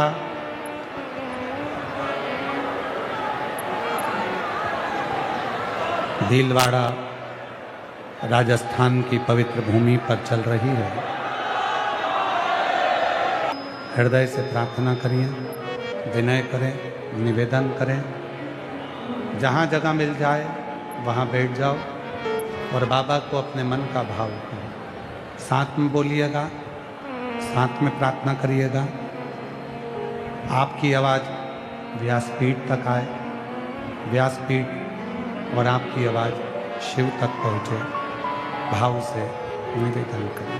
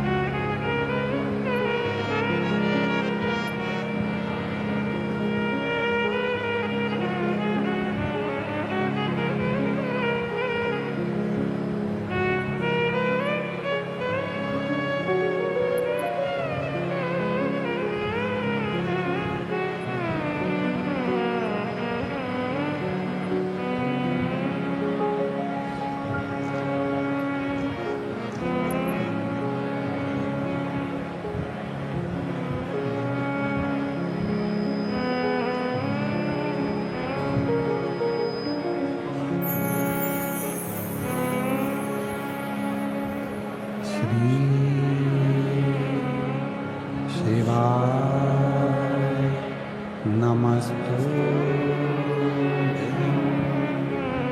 श्री शिवाय नमस्तुभ्यं। श्री शिवाय नमस्तुभ्यं। श्री शिवाय नमस्तुभ्यं। श्री शिवाय नमस्तुभ्यं। भोला सब दुख काटो हमारा, ओ भोला सब दुख काटो हमारा। शिव शंकर जपो तेरी माला, भोले बाबा जपो तेरी माला। भोला सब दुख काटो हमारा, ओ भोला सब दुख काटो हमारा। वेश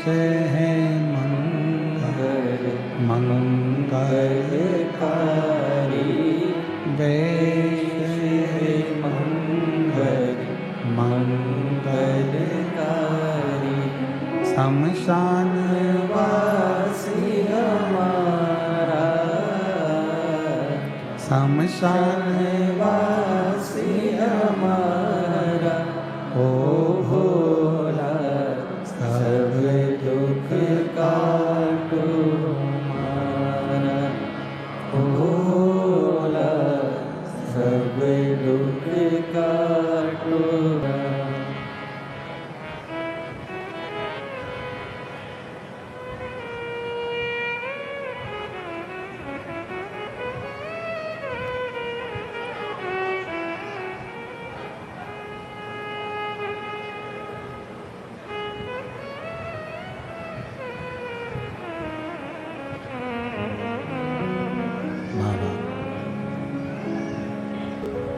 देवाधिदेव महादेव भगवान शिव, ओगरदानी, त्रिकालदर्शी, कैलाशी, अविनाशी,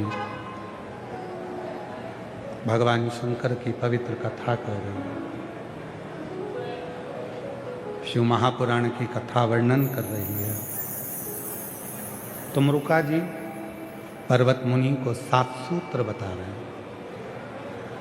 5वां सूत्र है रुद्राक्ष भस्म, शिव का चढ़ा हुआ जल, उसका आचमन, उसका प्रोक्षण। 6ठे नंबर का वर्णन किया कि शिव की निंदा कभी ना सुनो। देव ऋषि नारद जी ने निंदा कर दी, भगवान विष्णु ने निंदा सुन ली। जब देव ऋषि नारद भगवान शिव जी के पास पहुंचे तो शिव जी ने देखा कि नारद जी आए हैं, तो भगवान शंकर ने नारद जी को अपने गले की रुद्राक्ष की माला पहना दी, क्योंकि तुमने कामदेव को जीत लिया, तुम विजय हुए, इसलिए तुम्हें ये माला हम पहना रहे हैं।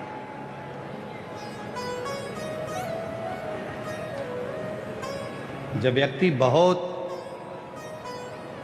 दिव्यता का कार्य करता है तो उसको लोग माला पहनाते हैं, आदर देते हैं, सम्मान देते हैं। देव ऋषि नारद ने जैसे गले में माला पहनी, थोड़ी दूर बाहर निकले, माला को निकाल कर रुद्राक्ष की माला को देव ऋषि नारद ने भूमि पर डाल दिया। वहीं से नंदी का आगमन हुआ। नंदी ने उस माला को उठाया, शिव जी के पास ले जाकर उनको प्रणाम कर दिया, प्रणाम कर दिया। शिव महापुराण की कथा कहती है, शंकर भगवान की कथा का वही हकदार है जिसके दिल में शिव बसा हुआ है, जिसके हृदय में शिव बसा। वरना ये कथा भी उसको समझ में नहीं आएगी, अगर कितनी भी बात दो तो भी शिव तत्व को पहचानना कठिन है।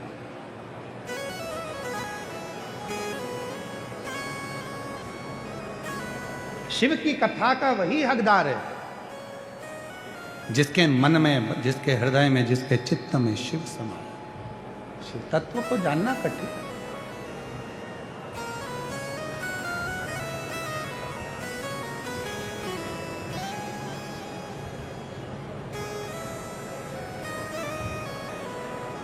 पानी का बर्तन पहले से भरा हुआ है, उसमें और दूसरा पानी डालोगे तो वो बर्तन में आएगा नहीं, वो झलक जाएगा, नीचे गिर जाएगा।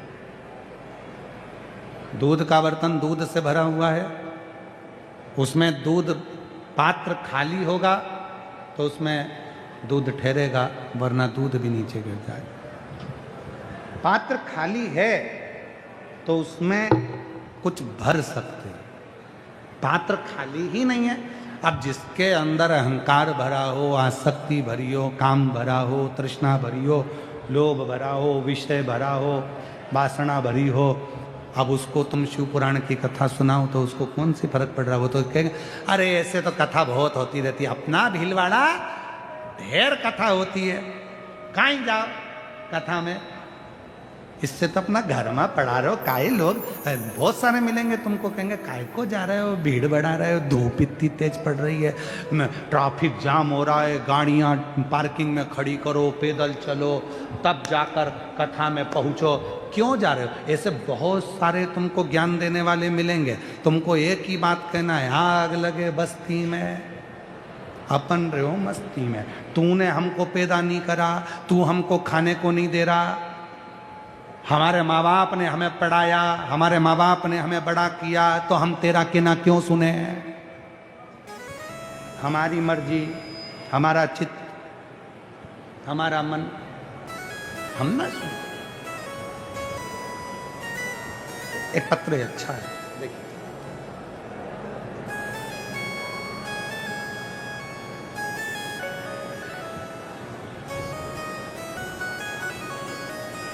पत्र देखिए।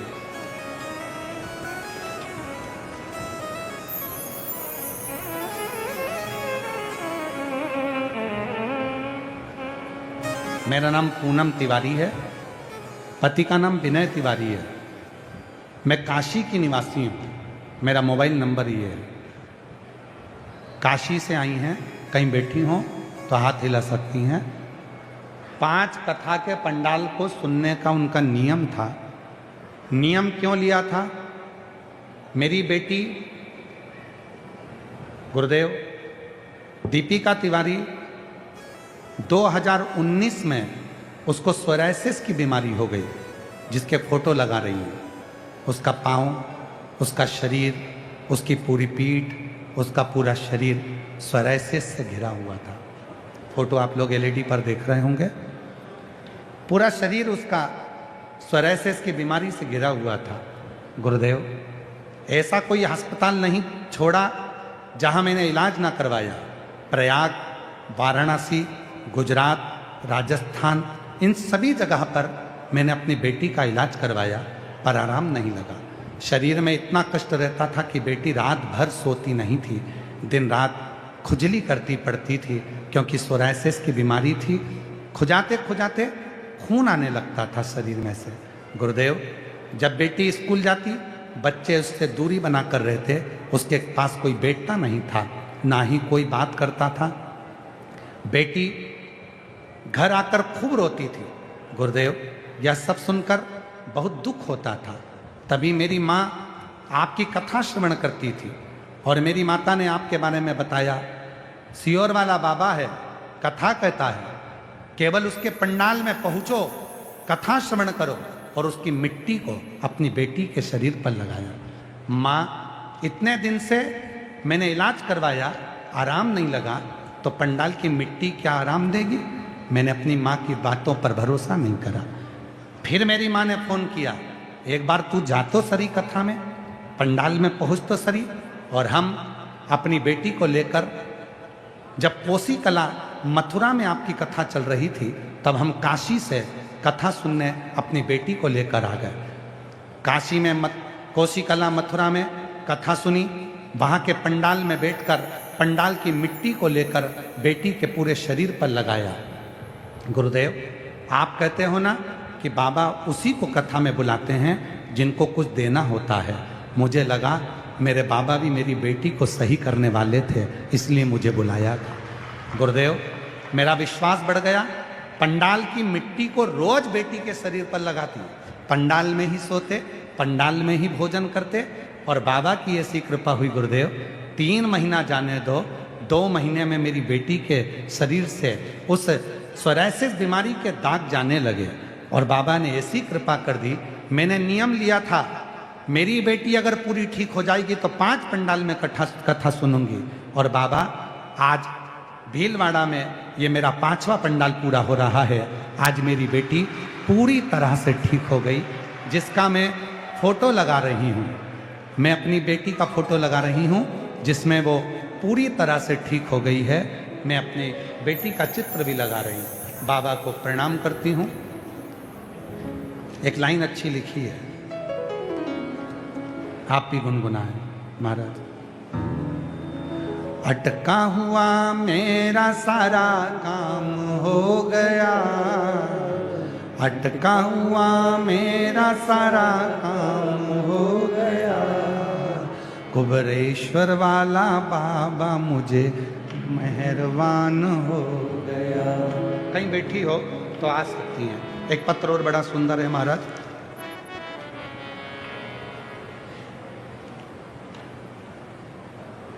मैं राजसमंद जिले की तहसील रेल मगरा से आई हूँ। कहीं बैठी हो तो हाथ हिला सकती हैं और आ सकती हैं। मैं प्रतिदिन बेलपत्र के नीचे बैठकर भगवान शिव की पूजन करती हूँ गुरुदेव। आपके कहे अनुसार मेरे बेटे को नर्सिंग ऑफिसर के पद पर उसको नियुक्त होना था, परंतु एग्जाम देता 1-2 नंबर से रह जाता। तब मेरे बेटे ने कहा, माँ क्या करूं? मैंने अपने बेटे से कहा कि सियोर वाला बाबा कहता है कि मेहनत को 4 गुना करो और शिवजी को बीच वाली पत्ती पर शहद लगा कर जाओ। मेरा बेटा हंसने लगा, ऐसा होता है क्या? फिर मेरे बेटे से कहा, तू कर। मेरे बेटे ने मेहनत 4 गुना बढ़ाई, जल चढ़ाया, शहद की बेलपत्र अर्पित करी और बाबा की ऐसी कृपा हुई, साल 2025 में उसका चयन नर्सिंग ऑफिसर के पद पर हो गया। आज मेरा बेटा AIMS में पटना में वो कार्यरत है। मैं बाबा को यहाँ प्रणाम करने आई हूँ। एक पत्र और बड़ा सुंदर है महाराज। मैं भिवाड़ी से बीना भार्गव, कहीं बैठी हो, बीना भार्गव भिवाड़ी से आई हैं। पंडाल में बैठकर बाबा से जो मांगा है वो 3 महीने में पूरा हो जाता है। मैंने 2024 में अलवर में बैठकर बेटे के नीट PG के लिए मांगा था। बेटे को विश्वास नहीं था कि पंडाल में बैठकर मांगने से कुछ मिलता है क्या। मम्मी, जब मैं बचपन से भोले बाबा को जल चढ़ाता हूँ तो मेरा बाबा सुनता क्यों नहीं? मैं अपने बेटे को ले गई अलवर की कथा में, उसने वहाँ बैठकर बाबा से विनय करी और आज मेरे बेटे का AIMS में सिलेक्ट हो गया है। आज मेरे बेटे ने नीट क्लियर कर लिया और बाबा की कृपा से मेरा बेटा सिलेक्ट हो गया। मैं बाबा को यहाँ प्रणाम करने आई हूँ। जिनके पत्र पढ़े हैं अगर वो बैठे हों तो आ सकते। तेरी कृपा बिना न हिले एक भी अणु, लेते हैं श्वास तेरी कृपा से तनो तनो। बखान क्या करूं मैं राखों के ढेर का, चपटी भभूत में खजाना कुबेर का। तो भगवान तुमरुका जी पर्वत मुनि को कह रहे हैं, शिव की निंदा ना सुनो। देव ऋषि नारद ने निंदा कर दी, बंदर का मुख लग गया। भगवान विष्णु ने निंदा सुनी, प्रेशर बढ़ा। भगवान विष्णु ने निंदा सुनी, अश्व का मुख लग गया। 7वां सूत्र है, आखिरी सूत्र है जो पर्वत मुनि को तुमरुका जी कह रहे हैं। 7वां सूत्र,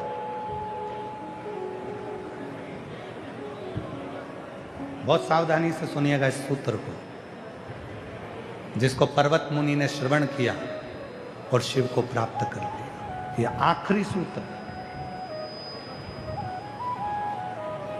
कोई भी शिवलिंग, 7वां सूत्र है, किसी भी शिवलिंग को छोटा और बड़ा नहीं कहना चाहिए। जो घर में शिवलिंग है वो भी 12 ज्योतिर्लिंग के बराबर है, और जो 12 ज्योतिर्लिंग में शिवलिंग है वो भी।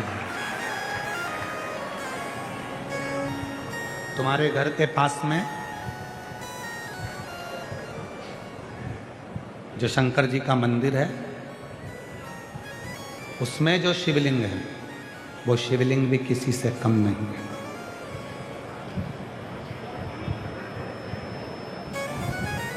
सबसे पहले अगर व्यक्ति बीमार होता है ना, तो पहले घर में जो दवाई खाता है वही दवाई खाकर देखता है, पहले घर में उपचार करता है।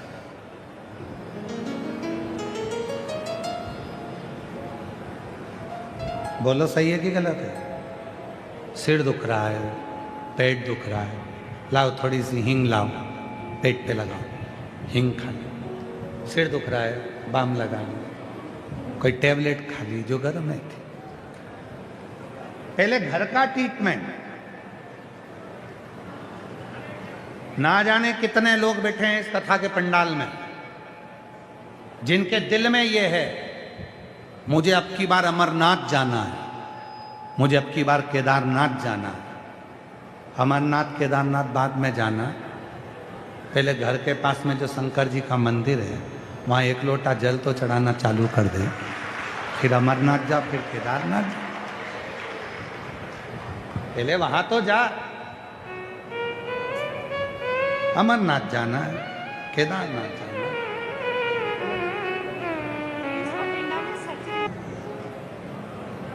तुम रुका जी 7वां सूत्र बता रहे हैं, भगवान शंकर को प्राप्त करना है तो कोई शिवलिंग बड़ा और छोटा नहीं होता।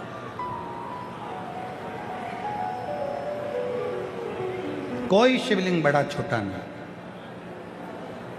साफ तुम्हारे घर में जो शिवलिंग है वो भी किसी 12 ज्योतिर्लिंग से कम नहीं है। अमरनाथ जाना है, केदारनाथ जाना है, सब दूर जाना, पहले अपने घर के पास के शंकर के मंदिर तो जाओ।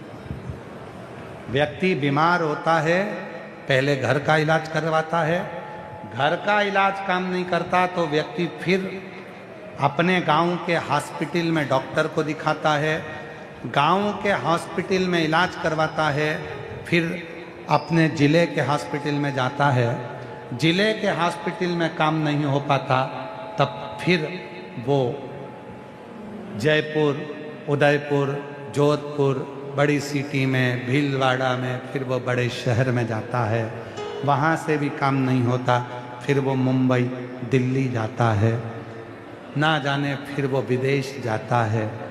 पहले शुरुआत अपने घर से, पहले शुरुआत अपने घर से।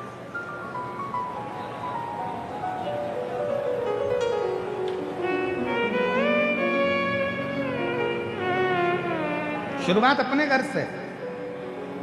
क्यों डॉक्टर साहब, सही है? पहले शुरुआत अपने घर से। और अपने घर से जो शुरू किया,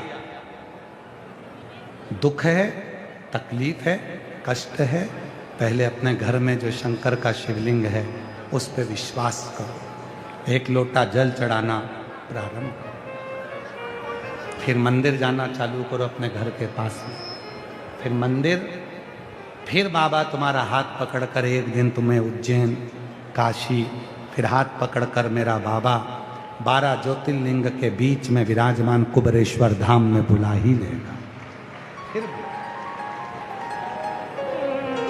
फिर कुबेरेश्वर धाम आ गए, प्रणाम किया, रुद्राक्ष लिया, कंकर शंकर की पूजन करी, लिया, प्रणाम किया, चल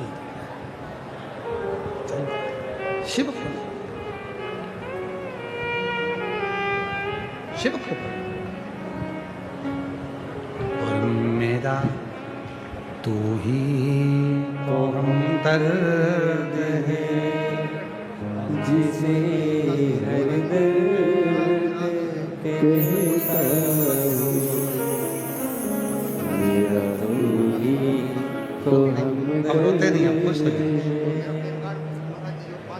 जिसे हर दर्द कहता हूँ, दुनिया के आगे प्रभु बेटी को स्वर से सो गया था। भैया बता रहे हैं ऐसा कोई हॉस्पिटल नहीं रहा जिसमें अपनी बेटी की जिंदगी के लिए मांगा नहीं। सब ने कह दी थी ये वो बीमारी है जो मरते दम तक नहीं। आंसू पोछो साहब, आंसू पोछो, पहले आंसू बोल रहे हैं। डॉक्टर ने कह दिया था सोराइसिस आखिरी तक ठीक नहीं होती, पर माँ ने कह दिया था कि पंडाल में बैठकर वहाँ की मिट्टी को शरीर पर लगा। अलवर मथुरा पहुँच गई और काशी से मथुरा जाकर कथा सुनी, बेटी को मिट्टी लगाना चालू करी, वहीं बेटी ठीक होना चालू हो गई। 5 पंडाल में कथा सुनना था, आज 5वां पंडाल पूरा हो गया। जोरदार ताली। दुनिया के आगे प्रभु चुप चाप मेरे रहता हूँ। मेरा तू ही तो हमदर्द है, जिसे हर दर्द कहता हूँ। मेरा तू ही तो हमदर्द है, जिसे हर दर्द कहता हूँ। उसको भजना, उससे कहना, प्रार्थना करना, निवेदन करना। यदि उसने तुमको हाथ पकड़कर कथा के पंडाल में लेकर आया है तो उसको अपने दिल की बात कहना, दिल की। एक बहन बैठी है जिसको घर के लोग ताना देते थे, अपशब्द कहते थे, बच्चा नहीं था उसको। कई साल निकल गए थे उसको, कई साल। सीहोर चली गई कुबरेश्वर धाम, वहां से एक कंकर की जगह 2 कंकर लेकर आ गए और बाबा ने ऐसी कृपा कर दी कि उसके घर में 2 जुड़वा बेटे हो गए। यहाँ बेटी है, कहीं बैठी हो और उसके दोनों लड़के यहाँ पर हों तो लेकर आ सकती है। कहीं बैठी हो तो दोनों बच्चों को लेकर आ सकती है। 2 जुड़वा बेटे हो। उसकी भक्ति, उसका विश्वास, उसकी दृढ़ता, उसका भरोसा शिव के प्रति, शंकर के 1 लोटे जल के प्रति। एक आस लेकर आप लोग भी आए, विश्वास लेकर आप लोग भी आए शिव के पास। उसको अपना बनाओ। कोई शिवलिंग छोटा बड़ा नहीं होता। अपने घर के पास के शंकर के मंदिर में रोज जाओ, रोज लोटा भर के जल चढ़ाओ।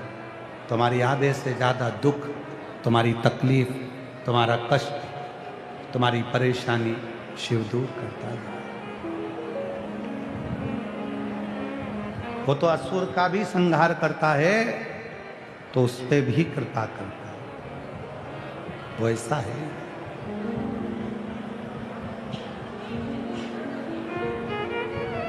महाराज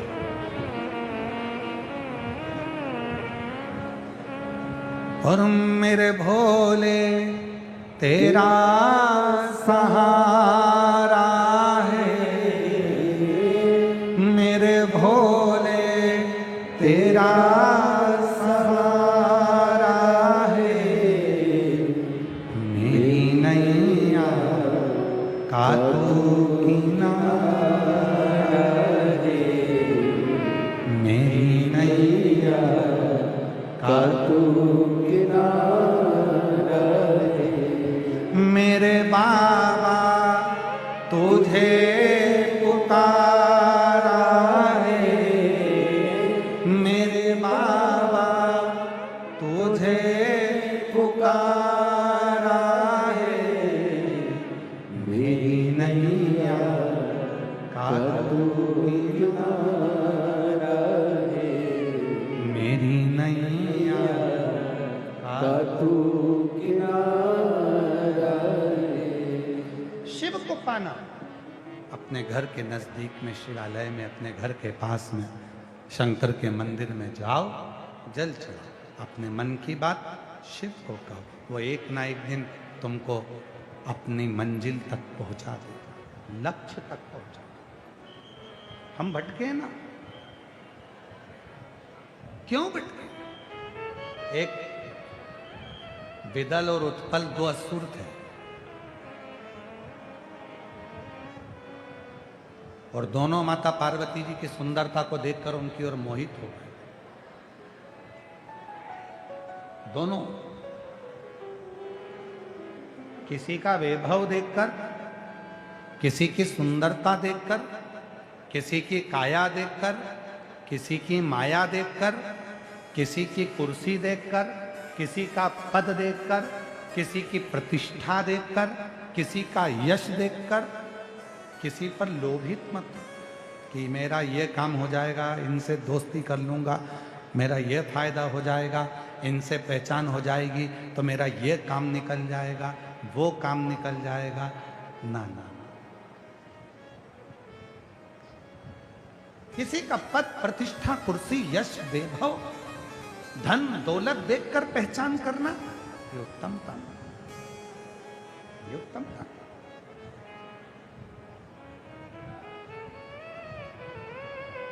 सुंदर है, आकर्षित है, तो उसकी ओर तुम आकर्षित हो गए।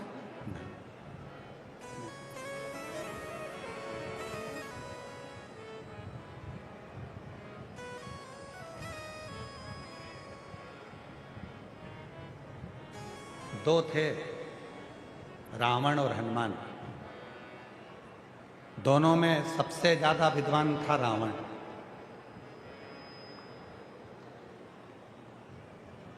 रावण विद्वान था, बहुत विद्वान था,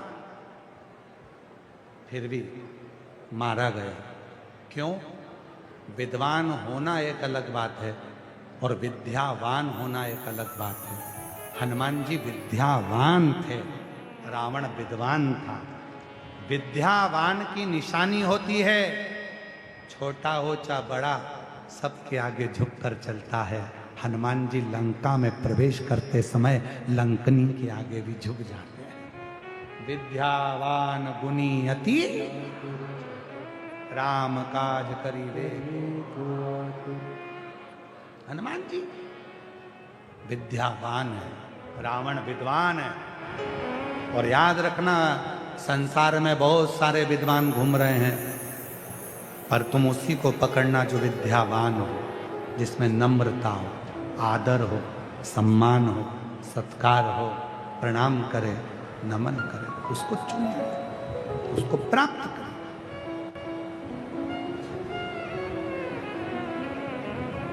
दक्ष प्रजापति बात बात में कह देता था, तुम मुझे जानते नहीं हो, हे शिव, मैं दक्षों का राजा दक्ष प्रजापति हूं, तुम मुझे पहचानते नहीं हो। ना ना, शंकर भगवान तो बोले थे, सहज हाथ जोड़कर नमन कर कर बात को खत्म कर देते थे। अभी आपको कथा में कहा था, शब्द में विवाद है, मौन में प्रेम है। बोलने से झगड़ा होता है, चुप रहने से प्यार बढ़ता है।